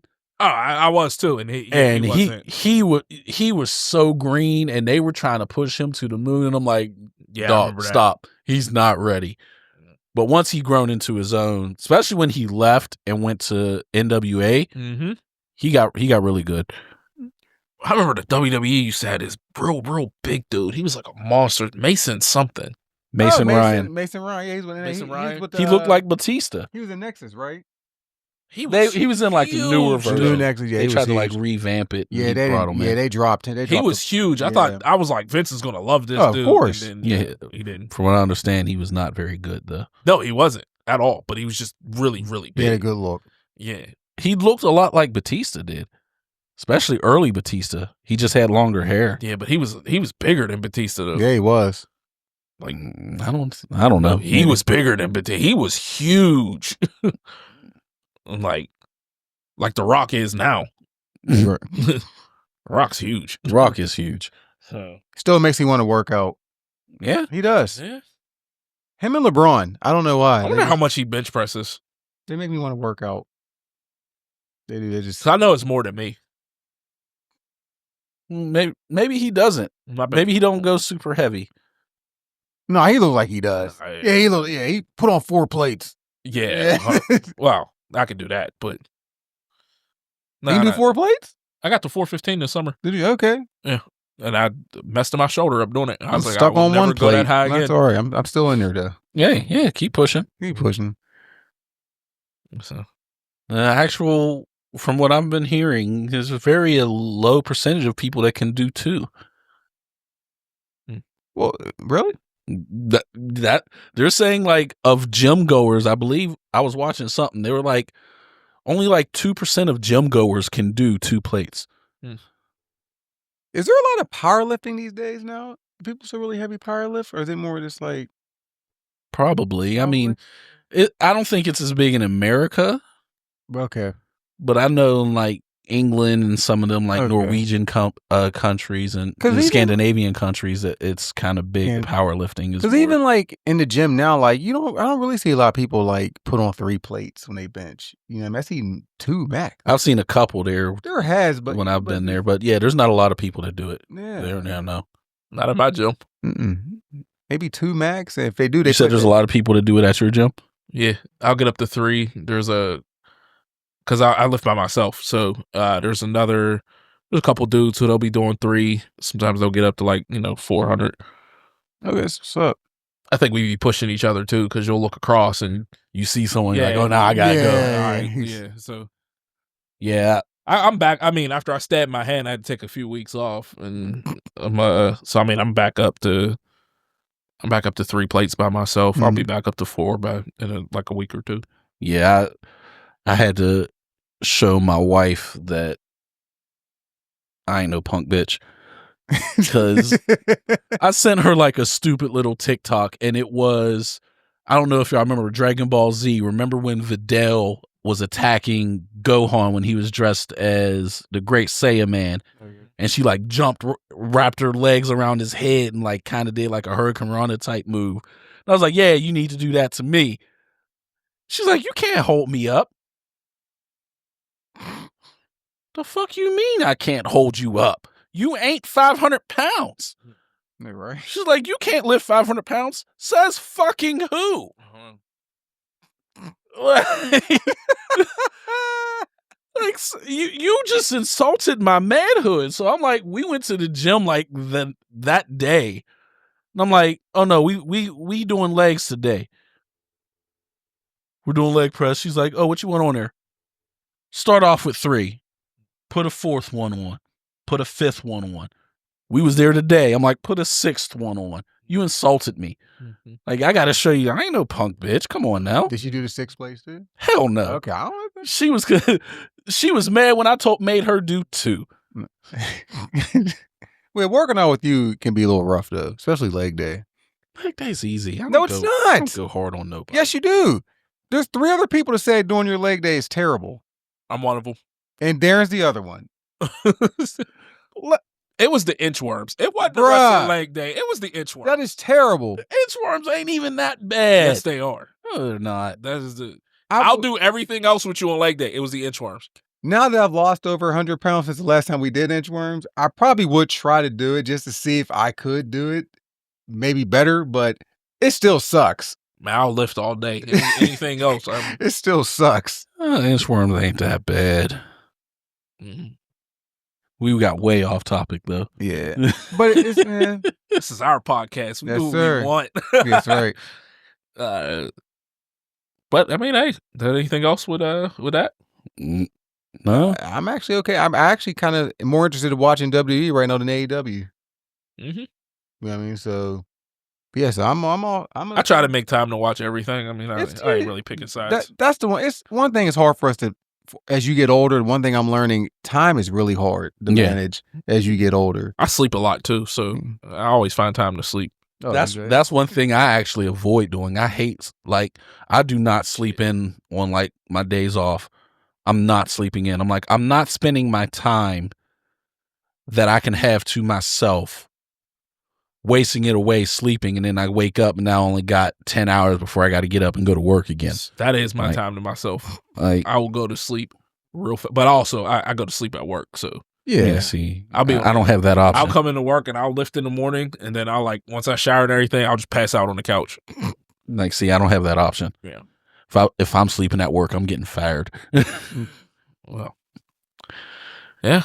No, I will find time to sleep. Anything else on that? No, I'm good. Well, do you want to start this next one off because this is your topic? Yeah, it's just I want to find. I forgot we had another topic. See, I honestly don't think there is an actual solution, but I'd like to think that there's some way that one can be found. Is there a way to have a person be a competitive esports player, have a viable way of making a living, only doing that, not supplementing their income by streaming, not supplementing their income by endorsements or anything like that, just strictly I'm a competitive X game player. I compete playing Siege, I compete playing Street Fighter, I compete playing League of Legends, whatever it is. I'm a competitive player. That's all I do is compete. I don't stream, I don't do other jobs outside of it. Is there a way you could think that it could be financially viable to do that? Yes and no, but yeah, I think you can, but your time is going to be so dedicated to doing this, unfortunately. Like, you know what I mean? Like, can't really sustain a healthy marriage or anything if you're going to be a competitor, because that's all you're going to do. But that's what I'm saying. There should be a way for it to be viable. That's what I'm trying to find out. Like, is there a way? Because right now, like, just recently, for those that don't know, it was Capcom Cup, which is a Street Fighter tournament where the top player, person who comes in first, wins $1 million. Mm-hmm. Person that comes in second only gets 100,000. Only. Yeah, and then like that. I mean, that's a huge drop off. It is, but you said only, like 100,000 ain't good money. That's good money. Third is like 50, and fourth is like 20, and then the bottom is like 1,500. So basically, because it's in Japan, so basically you get another plane ride home. Yeah, you get enough to ride a plane home. Yeah, pretty much. Well, yeah, but I'm saying for the person who comes in second, like you, all right, well, it's still a year's worth of work. Yeah, right. But like I said, that's for that one. If you want to count the person in second, 2 people to get a year's worth of salary. Yeah. Off of that. Everyone else is still broke. Yeah. Mm-hmm. Yeah. So that's not a viable. Yeah. That's not viable, because you can't say I'm going to come in first every single time. Right. The person we thought was going to come in first didn't even make it into the tournament part. Oh. So he left with literally like maybe $1,500. But who was that? Punk. Yes. He didn't even make it into the tournament part. He didn't even make it into the top 16. So both of you are like heavy fighting game guys. I don't know. Yeah. That's more based off of like tournaments and stuff right there. And that's not viable because if you don't win, you don't get any money. Right. So have either of you ever been invited to like try out for a team or anything? For any type of game? For a game? Yeah. So like I'm surprised you weren't for Overwatch. No. I was. Really? Yeah. Well, I mean, and this is when I was in it heavy and like, playing competitive all the time. And, I was just playing for fun. Yeah. And the dude was like, I guess I played against someone who was on the team. Right. And he's like, hey, you should try out. He was like, I don't know, he's like, I don't know how much you play. And I was just asking simple questions. I still got all the DMs. Yeah. I'm like, well, what does it consist of? And he's like, oh, well, we're required to practice. It was like 16 hours a day. I was like, no. Yeah. No. I was like, I don't want to play this same game that much. No. Nah. And then he's like, well, he was like, you had a really good game against me. I was like, I don't care. I was like, at no point I don't want to play the same game that much. I don't want to like Malik said, you're dedicating your life to this game. Or which one of you said, like, you can't really, you can't 16 hours. Like, I can go to work and I work 24 hours, but then I'm off for the next 3 days. Yeah. You go to work, you work 8, 9, 10 hours, and then you go home. Yeah. 16 hours of like just straight focused on that. I can't do anything else. Well, I'm sorry. That's insane to me, but that's also indicative of what I'm trying to figure out, because the money is there. Yeah. Obviously, because if the money wasn't there, people wouldn't be streamers, because no one would be watching them stream. So the money is there in some way, shape, or form for someone to be able to make a living off of competitive gaming. The thing is how do you get the money involved in the competitive side? Because that's the main issue in my mind. Right. The money is not involved on the competitive side, and that's why you don't get. Because why is there not a fighting game league, so to speak? Oh, you want to see Tim versus Malik go at it in this game? Hey, we got a pay-per-view coming up. Market it like a UFC event. That's actually genius. You see, that's actually something I want to do, so don't take my idea. Well, see, also too, but like, and you market it. You build hype packages, you do all of that, and I think it would be watched if you can market it properly.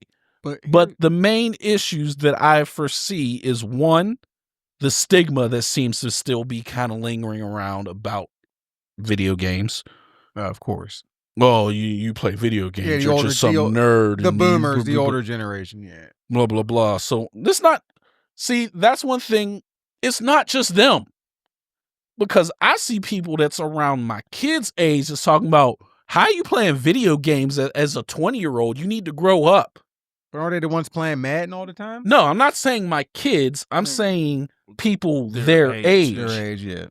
Or saying that to like my kids. I literally... And they're like, oh, you need to grow up. Like, what's growing up? I literally told another firefighter. He was like, oh yeah, I turned my son's PlayStation off and I was like, go outside. And he's like, oh, I was in the middle of a game. And he's like, I don't care, go outside and play. And I was like, is your kid an athlete? And he's like, no. And I was like, then why didn't you let him play the game? He was like, well, what's it going to come? He's like, there's nothing good to come from games. I was like, you know they're giving college scholarships out for that. Yeah. And I was like, your kid's not an athlete. Why are you forcing them to play some sport that they'll only get hurt playing? I was like, if your kid's a gamer, let them game. It's better than them being in the streets. Yeah. And I was like, there's a thing where you say, okay, make sure you get some exercise. Yeah. Don't be on it for 18 hours straight. Mm-hmm. I can understand that. Yeah. But I'm like, they're literally giving college scholarships. Yeah. And I had to explain this to him, like, they're giving college scholarships for video games. Yeah. And he's like, what? And I was like, yeah. I was like, your kid's not going to be a star football player. Who knows? He might be a star Call of Duty or whatever. Right. Well, who knows? Yeah. Or he might just be a streamer and make millions of dollars playing video games. Yes. I'm like, dude, there's streamers making ridiculous amount of money. Correct. Ridiculous amount of money. Content is key. Yes. But to what you said about the why can't we like market it better? I think the problem is the best fighting games obviously are in Japan, which it kind of hurts us because we can't market it because it's their game. The only American fighting game that we have over here, which you feel that is dying, is Mortal Kombat. So, but what does the game being of Japanese origin have anything to do with marketing? Well, if we're going to game, us competing in it, to get the rights. You get the rights from Capcom. But my whole thing is in Namco. So they're obviously these rights exist because they're streaming the tournaments. True, but they're streaming the tournaments. But look where the Capcom Cup's at. It's in Japan. Well, and they're not very generous with the prize money either. I mean, $1 million is a lot of money, but this is the reason it's held in Japan is because it's Capcom holding it. It's called the Capcom Cup because Capcom is saying we're putting this forward. Yeah, but it's their game. But it's regardless of it, even if it wasn't their game, they're putting up the money. So if Evo was like, we wanted to do $1 million tournament, they can have it wherever the fuck they want. It's Evo putting up the money. It's Capcom putting up the money for the tournament. So of course they're going to have it where they're located. So you're saying there should be, what you're saying is there should be an entire season to where it's like, these are the players and you can see them all compete and then it leads up to the cup. Well, they have something like that. They do have something like that. It's called the Capcom Pro Tour. Pro Tour. CPT. But that's all held individually. They're like individual tournaments, like Combo Breaker that we're going to be going to in May is a CPT tournament. It has nothing to do with Capcom. They just said, yeah, if you win, you get qualified. Yeah, but that's what I'm saying. So there should be an entire season. But what I'm saying is, why can't, say me, because this is, like I said, I had that idea. I want to have a league where I treat it almost like boxing or MMA. Right. Where I'm like, hey, I want to promote this guy versus this guy. You're going to go against each other. It's not a tournament. Y'all are going against each other. We're going to hype it up like a fight. We're going to put marketing. We're going to get promotion.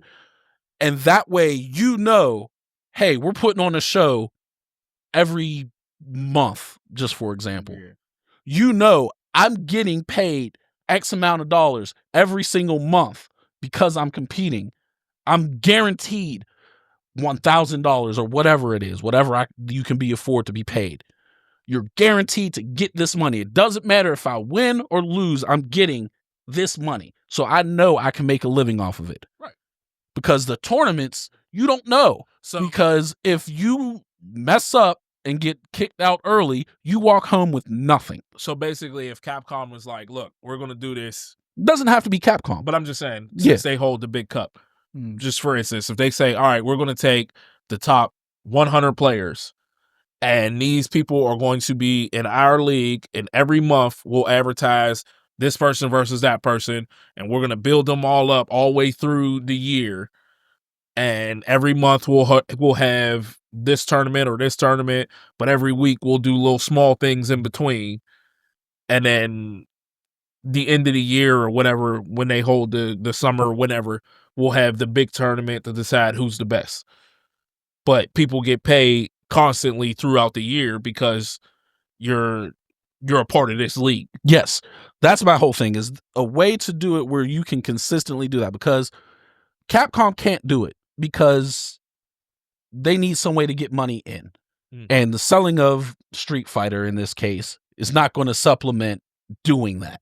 Yeah, their best seller is Monster Hunter. The main thing that's going to bring this type of league type format into fruition would be some kind of marketing or TV deal.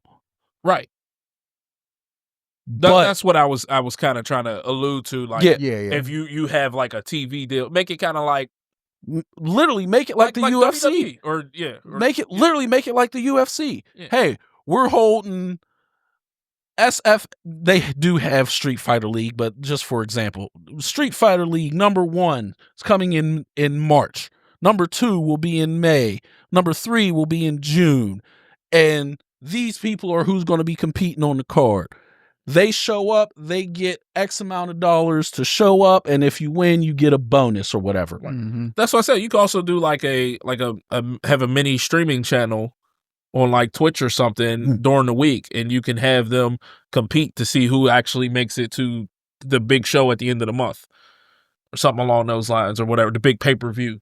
Yeah, I'm just trying to... way you build it up. Yeah, but I'm just trying to find a way to make it where a person who's saying, I'm only competing in Street Fighter. That's all I do. I just compete. I don't stream. I don't got to worry about none of that. I just play. So it'll take someone with a lot of money. It's going to take my whole thing. It's going to take a major TV deal or something like that. Like if you can get it to show on a major network somehow, ESPN, Fox, CBS, whatever, and you can get that advertisement money. What happened to G4? Like G4 would have been perfect for it. Mm-hmm. Wait, didn't they have Street Fighter on ESPN? They did one time. Yeah, I think it was the first year they had it on ESPN, if I recall. I think it was Street Fighter 4. If they can have the World Series of Poker, they could put anything on there. You got that right. And I'm assuming that the World Series of Poker is bringing in decent money from advertisements. Yeah, I'm sure. It's just so boring to watch. So if you could do the World Series of Poker, why can't you do... Yeah, that's what I'm saying. Fighting Game League or whatever. And there's obviously money there because there's streamers making ridiculous money. Yeah, the money is there. Yeah. It just takes one person to go onto it and take a chance on it and make that money. I wish I had the money to start it up myself, or else I would. That's what Vince did with WWE. Yeah. Mm-hmm. If I had the money to start it up, I would. But unfortunately, I don't. Right. Mm-hmm. But because honestly, especially at first, if you are paying a person, hey, you show up, you're getting $10,000. Then if you win, I'll give you another 10. And they will show up. They're going to show up. I signed this contract. You show up, you get $10,000. You win, you get another 10, and you can. And the difference between that and like the UFC is you can go again in a week. You can go again tomorrow. Yep. So it's not like boxing and MMA where you're like, oh, well, I got to take several months off to get healthy again, and then I got to train, and then no, we could run this thing every month, and you can appear every single month and get your money, and you do that 12 times. Even if you lose every single time, you did it 12 times in a year, it's $120,000. You're good. So we basically need like a Ted Turner who's willing to throw money out for this. To front it, yes. Tony Khan. Or Tony Khan. Just throw money out. Yeah. To front it. It would take someone to front it. But eventually that person would have to see some sort of return on investment. Oh, of course. 100%. Yeah. And that's the thing that I think scares a lot of the people, is that they don't think they're going to get a return on investment. Correct. That's why it would take someone, I think it would have to take someone with a network, someone who owns a network, because all the marketing comes back to them. If it was like a Tony Khan, he doesn't have a network to put it on. Right. So if he fronts the money and then can't get it on a network, now he's just out the money. Yeah. Right. If I own this network, I could throw it on there whenever the hell I want. It's my network. Correct. And I can make sure I can get some type of revenue back, even if I just do it for 1 year to get back what I made through ad revenue. And be like, all right, I tried it, it didn't work, but at least I got my money back. Right. But I honestly think it would have to take a network to do it. Like CBS. CBS. I think streaming's more the way to go now. But it's like a Netflix or. But they still own it. Yeah. Like Warner Brothers owns Max. Yeah, still a network. Yeah, that's true. Oh, yeah, I got you. Like I get what you're saying. Yeah, that makes sense. Like NBC owns Peacock. Yeah. Right. Yeah. So it can be done, but like you said, we need a Tony Khan or a Ted Turner to front it, and hopefully they can get some revenue in a network. So yeah, it has to be. It can be done. But because I want to see it done, because streaming has shown the money is there. Right. You got to get out of that stigma though of video games. Right. Yes, I think that's the main thing. Yes, is getting past that hurdle and stigma of video games being childish, a waste of time, so on and so forth. Yep. Like, which baffles my mind. Like, oh, what, playing a video game for an hour and a half is a waste of time, but watching a 3-hour movie is not. Like, the fuck is the difference? Yeah. To be honest, like, even though I don't have kids, but if I did have a child, I would, if they wanted to play fighting games, I would try to get them to play professional. Yeah, try to. Why not? Like, I actually would love for my nephews to do it, but I have a feeling they're not going to do it because their dad plays Madden and 2K, and so I have a feeling they're going to be drawn more to that.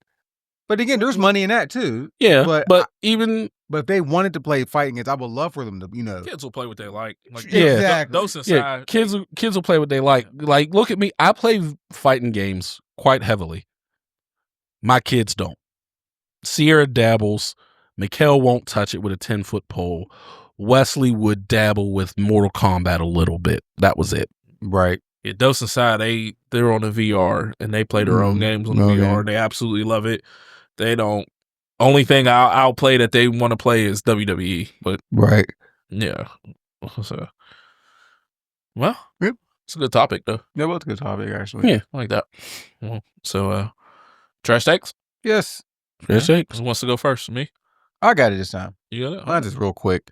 You ever go on like the websites? I mean, on the forums, like the band group, and they talk about a spoiler, or they talk about like an upcoming movie, and they'll be like, "We're not ready for this to happen." Yeah, we are.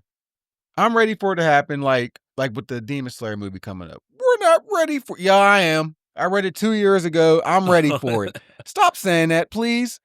Maybe you're not ready for it, but the other million fans are ready for. I know people just say it as a figure of speech, but like they're like, we're not ready for it. Yeah, I am. Please stop saying it. I hate it so much. Like, I can't stand it. So it's like me with Solo Leveling. Like, I know it's about to happen, and I'm excited for it, but I'm like, oh, you're not ready yet.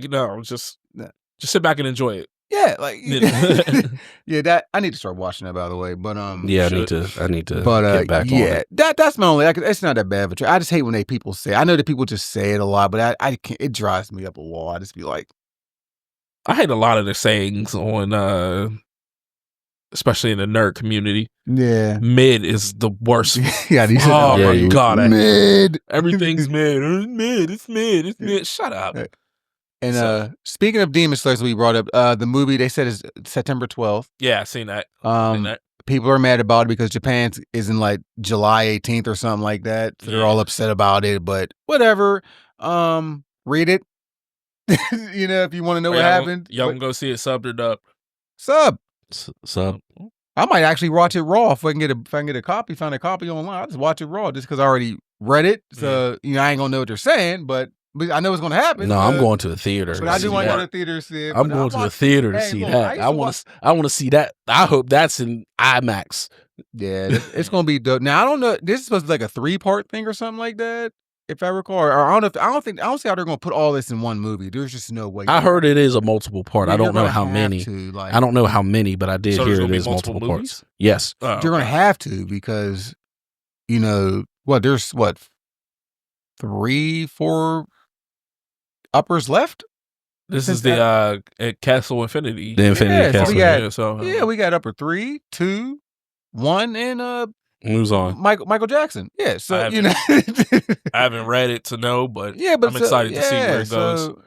But that's really my trash take. Nothing too big for this week. Yeah.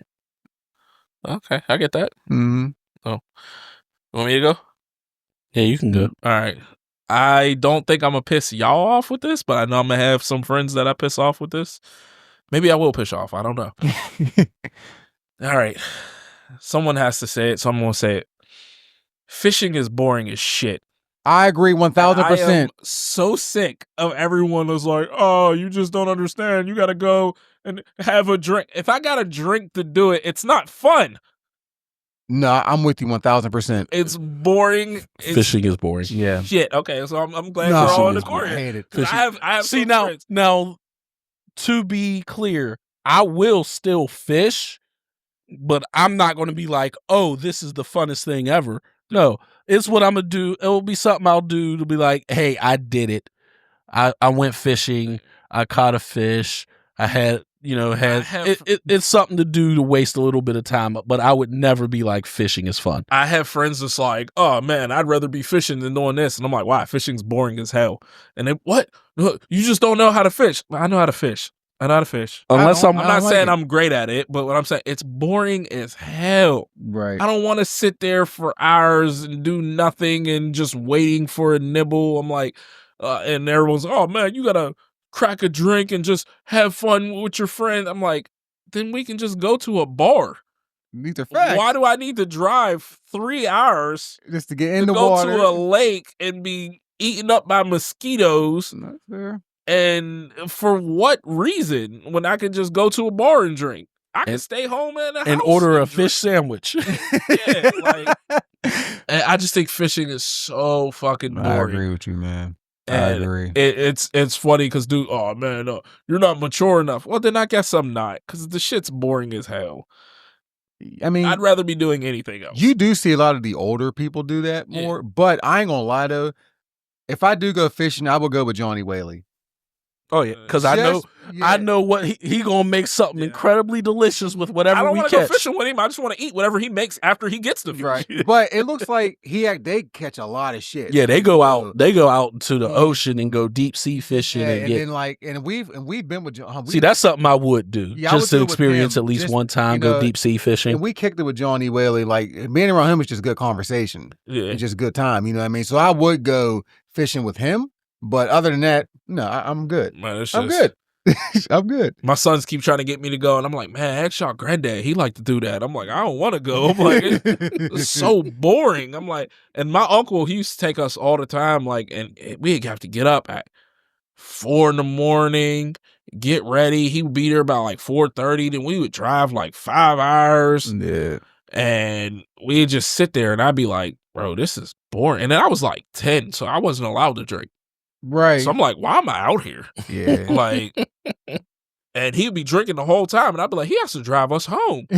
Like, you know what I mean? Yeah, that's definitely an older generation thing now, man. You know, and I love my uncle, R.I.P., but man, fishing is boring as hell. And I'm like, there's just not. I remember we went up to Jazz's cousin's house, and he has a fishing pond on his property. He's like, yeah, you want to fish? I'm like, no, not really. I was like, not really. And then Jess was like, oh, well, let's go do it. I'm like, all right, sure, whatever. And I'm like, but it's never been fun to me. I don't see the excitement. There's definitely no excitement. No, that's what I'm saying. There's no excitement to it. Unless you catching something big. Then it gets real exciting really fast. Oh, yeah, I'm sure. But I don't even like fishing in video games. I don't like Red Dead. I hated it. Yeah, I'm about to say, I didn't. Yeah, I hated it. Zelda, I hated it. I mean, the fishing episode of Epo was pretty good. You know what I mean? Which I finished that whole show, by the way. But now you see why it's my favorite show. I think it made my top 10. It's great anime. I think it made my top 10. It's a great anime. Every character is great. To piss me and Jazz off a little bit because we're like, dude, you're good champ. Like, when is his balls going to drop? Like, he's just not that type of guy. Yeah. Like, he's like, oh my God, I'm so amazed by him. And like, you'll knock him out. Right. Like, yeah, Ippo was great, man. But I figured it wouldn't bother y'all, but I'm like, I know a lot of friends, they'd be like, what the hell's wrong with you? Fishing is this, it's fine, it's this. I'm like, I know Jeremy's one of them. Oh, Wealthy Wheelock? Wheelock, yep. Yeah, Wealthy Wheelock. He's a big fisher. And I'm just like, I don't, Yeah, I'm not a big fisher, but so that's my trash take. All right, my trash take. I don't know if this will piss you off or not, but Wyclef Jean is not a legend. He is fucking horrible, and if he was not associated with Lauryn Hill, no one would know who he would be, who he is. He'd be irrelevant. I agree. 2, he did produce Second Round Knockout, which was a great fucking beat. Okay. That was I'm giving that. But yeah, that's about it. And I don't think Lauryn Hill's a legend. Ooh, that's a hot take. I like Lauryn Hill, but she had one album, and that album was fantastic, and she won so much shit off of that album. But that has that had him triggered. I did that at one of my takes a couple years ago, and I said I love Lauryn Hill, but I'm being honest, one album and she's a legend. I know she won so much off of it, but first of all, we're not going to disrespect Wyclef. Wyclef is terrible. No. Wyclef is terrible. He made It Doesn't Matter. Okay.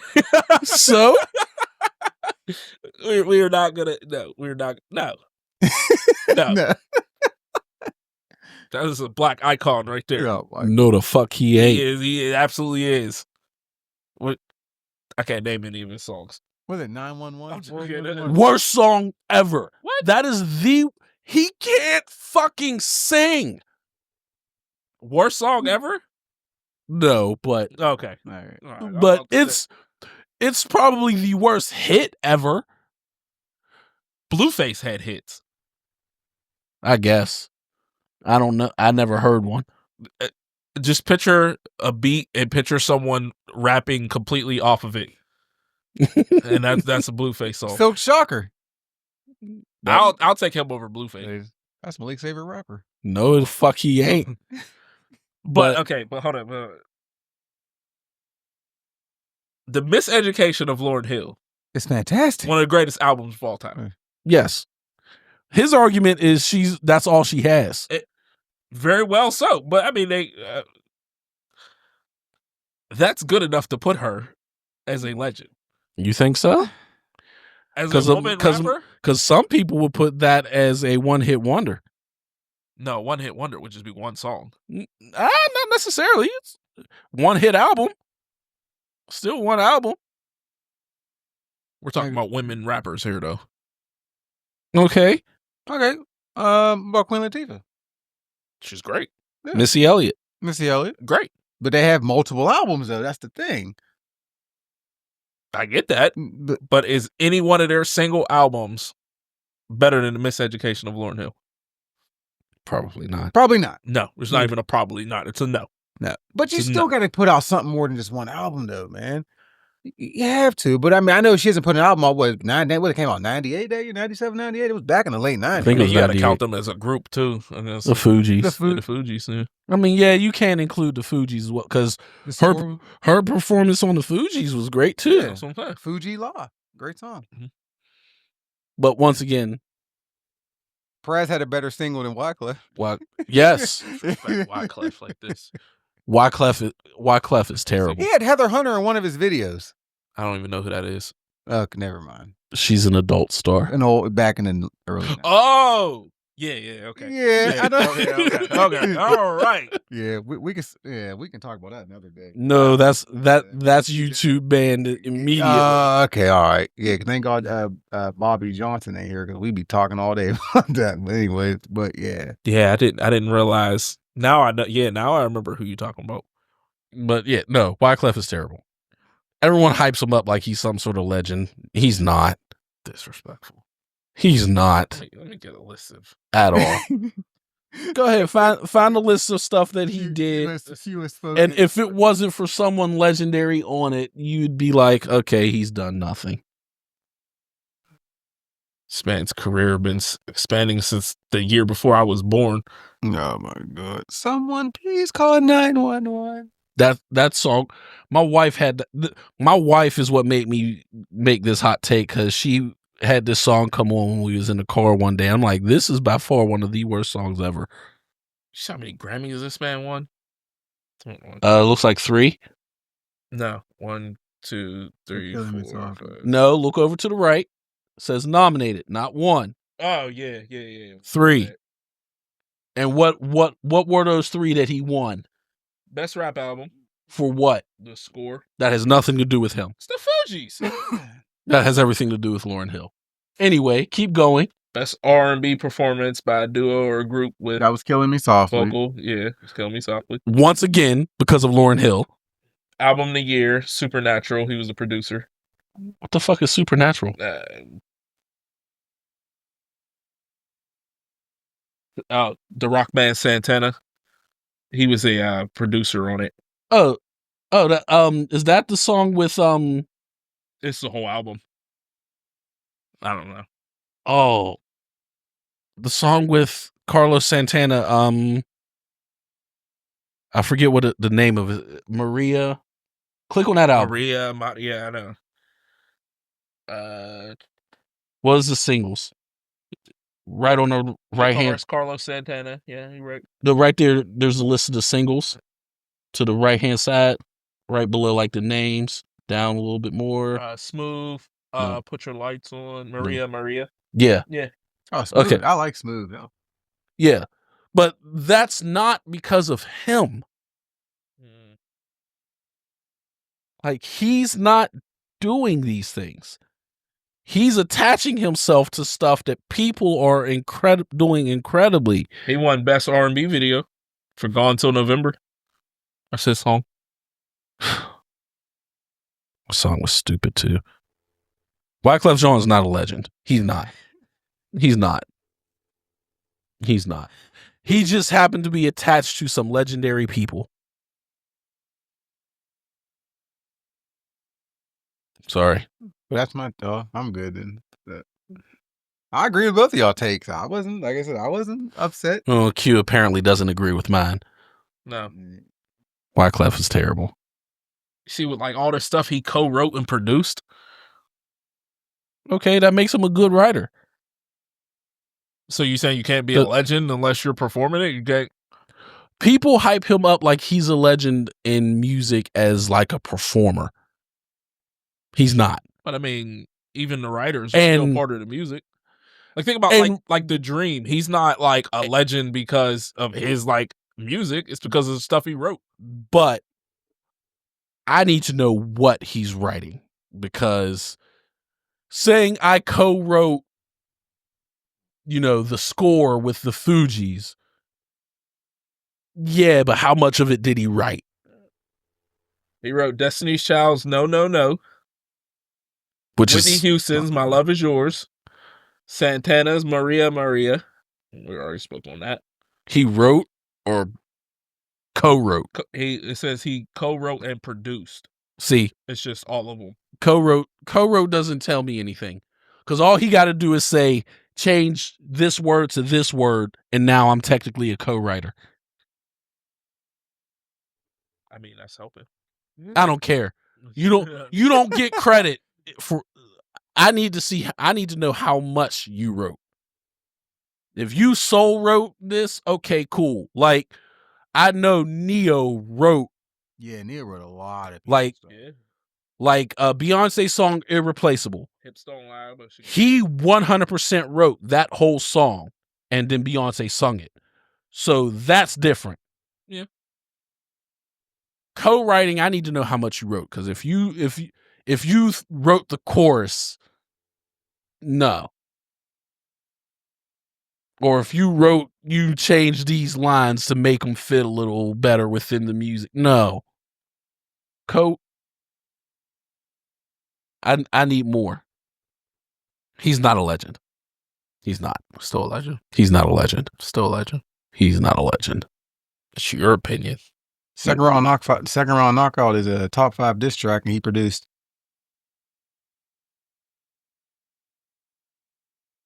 Arguably top 5.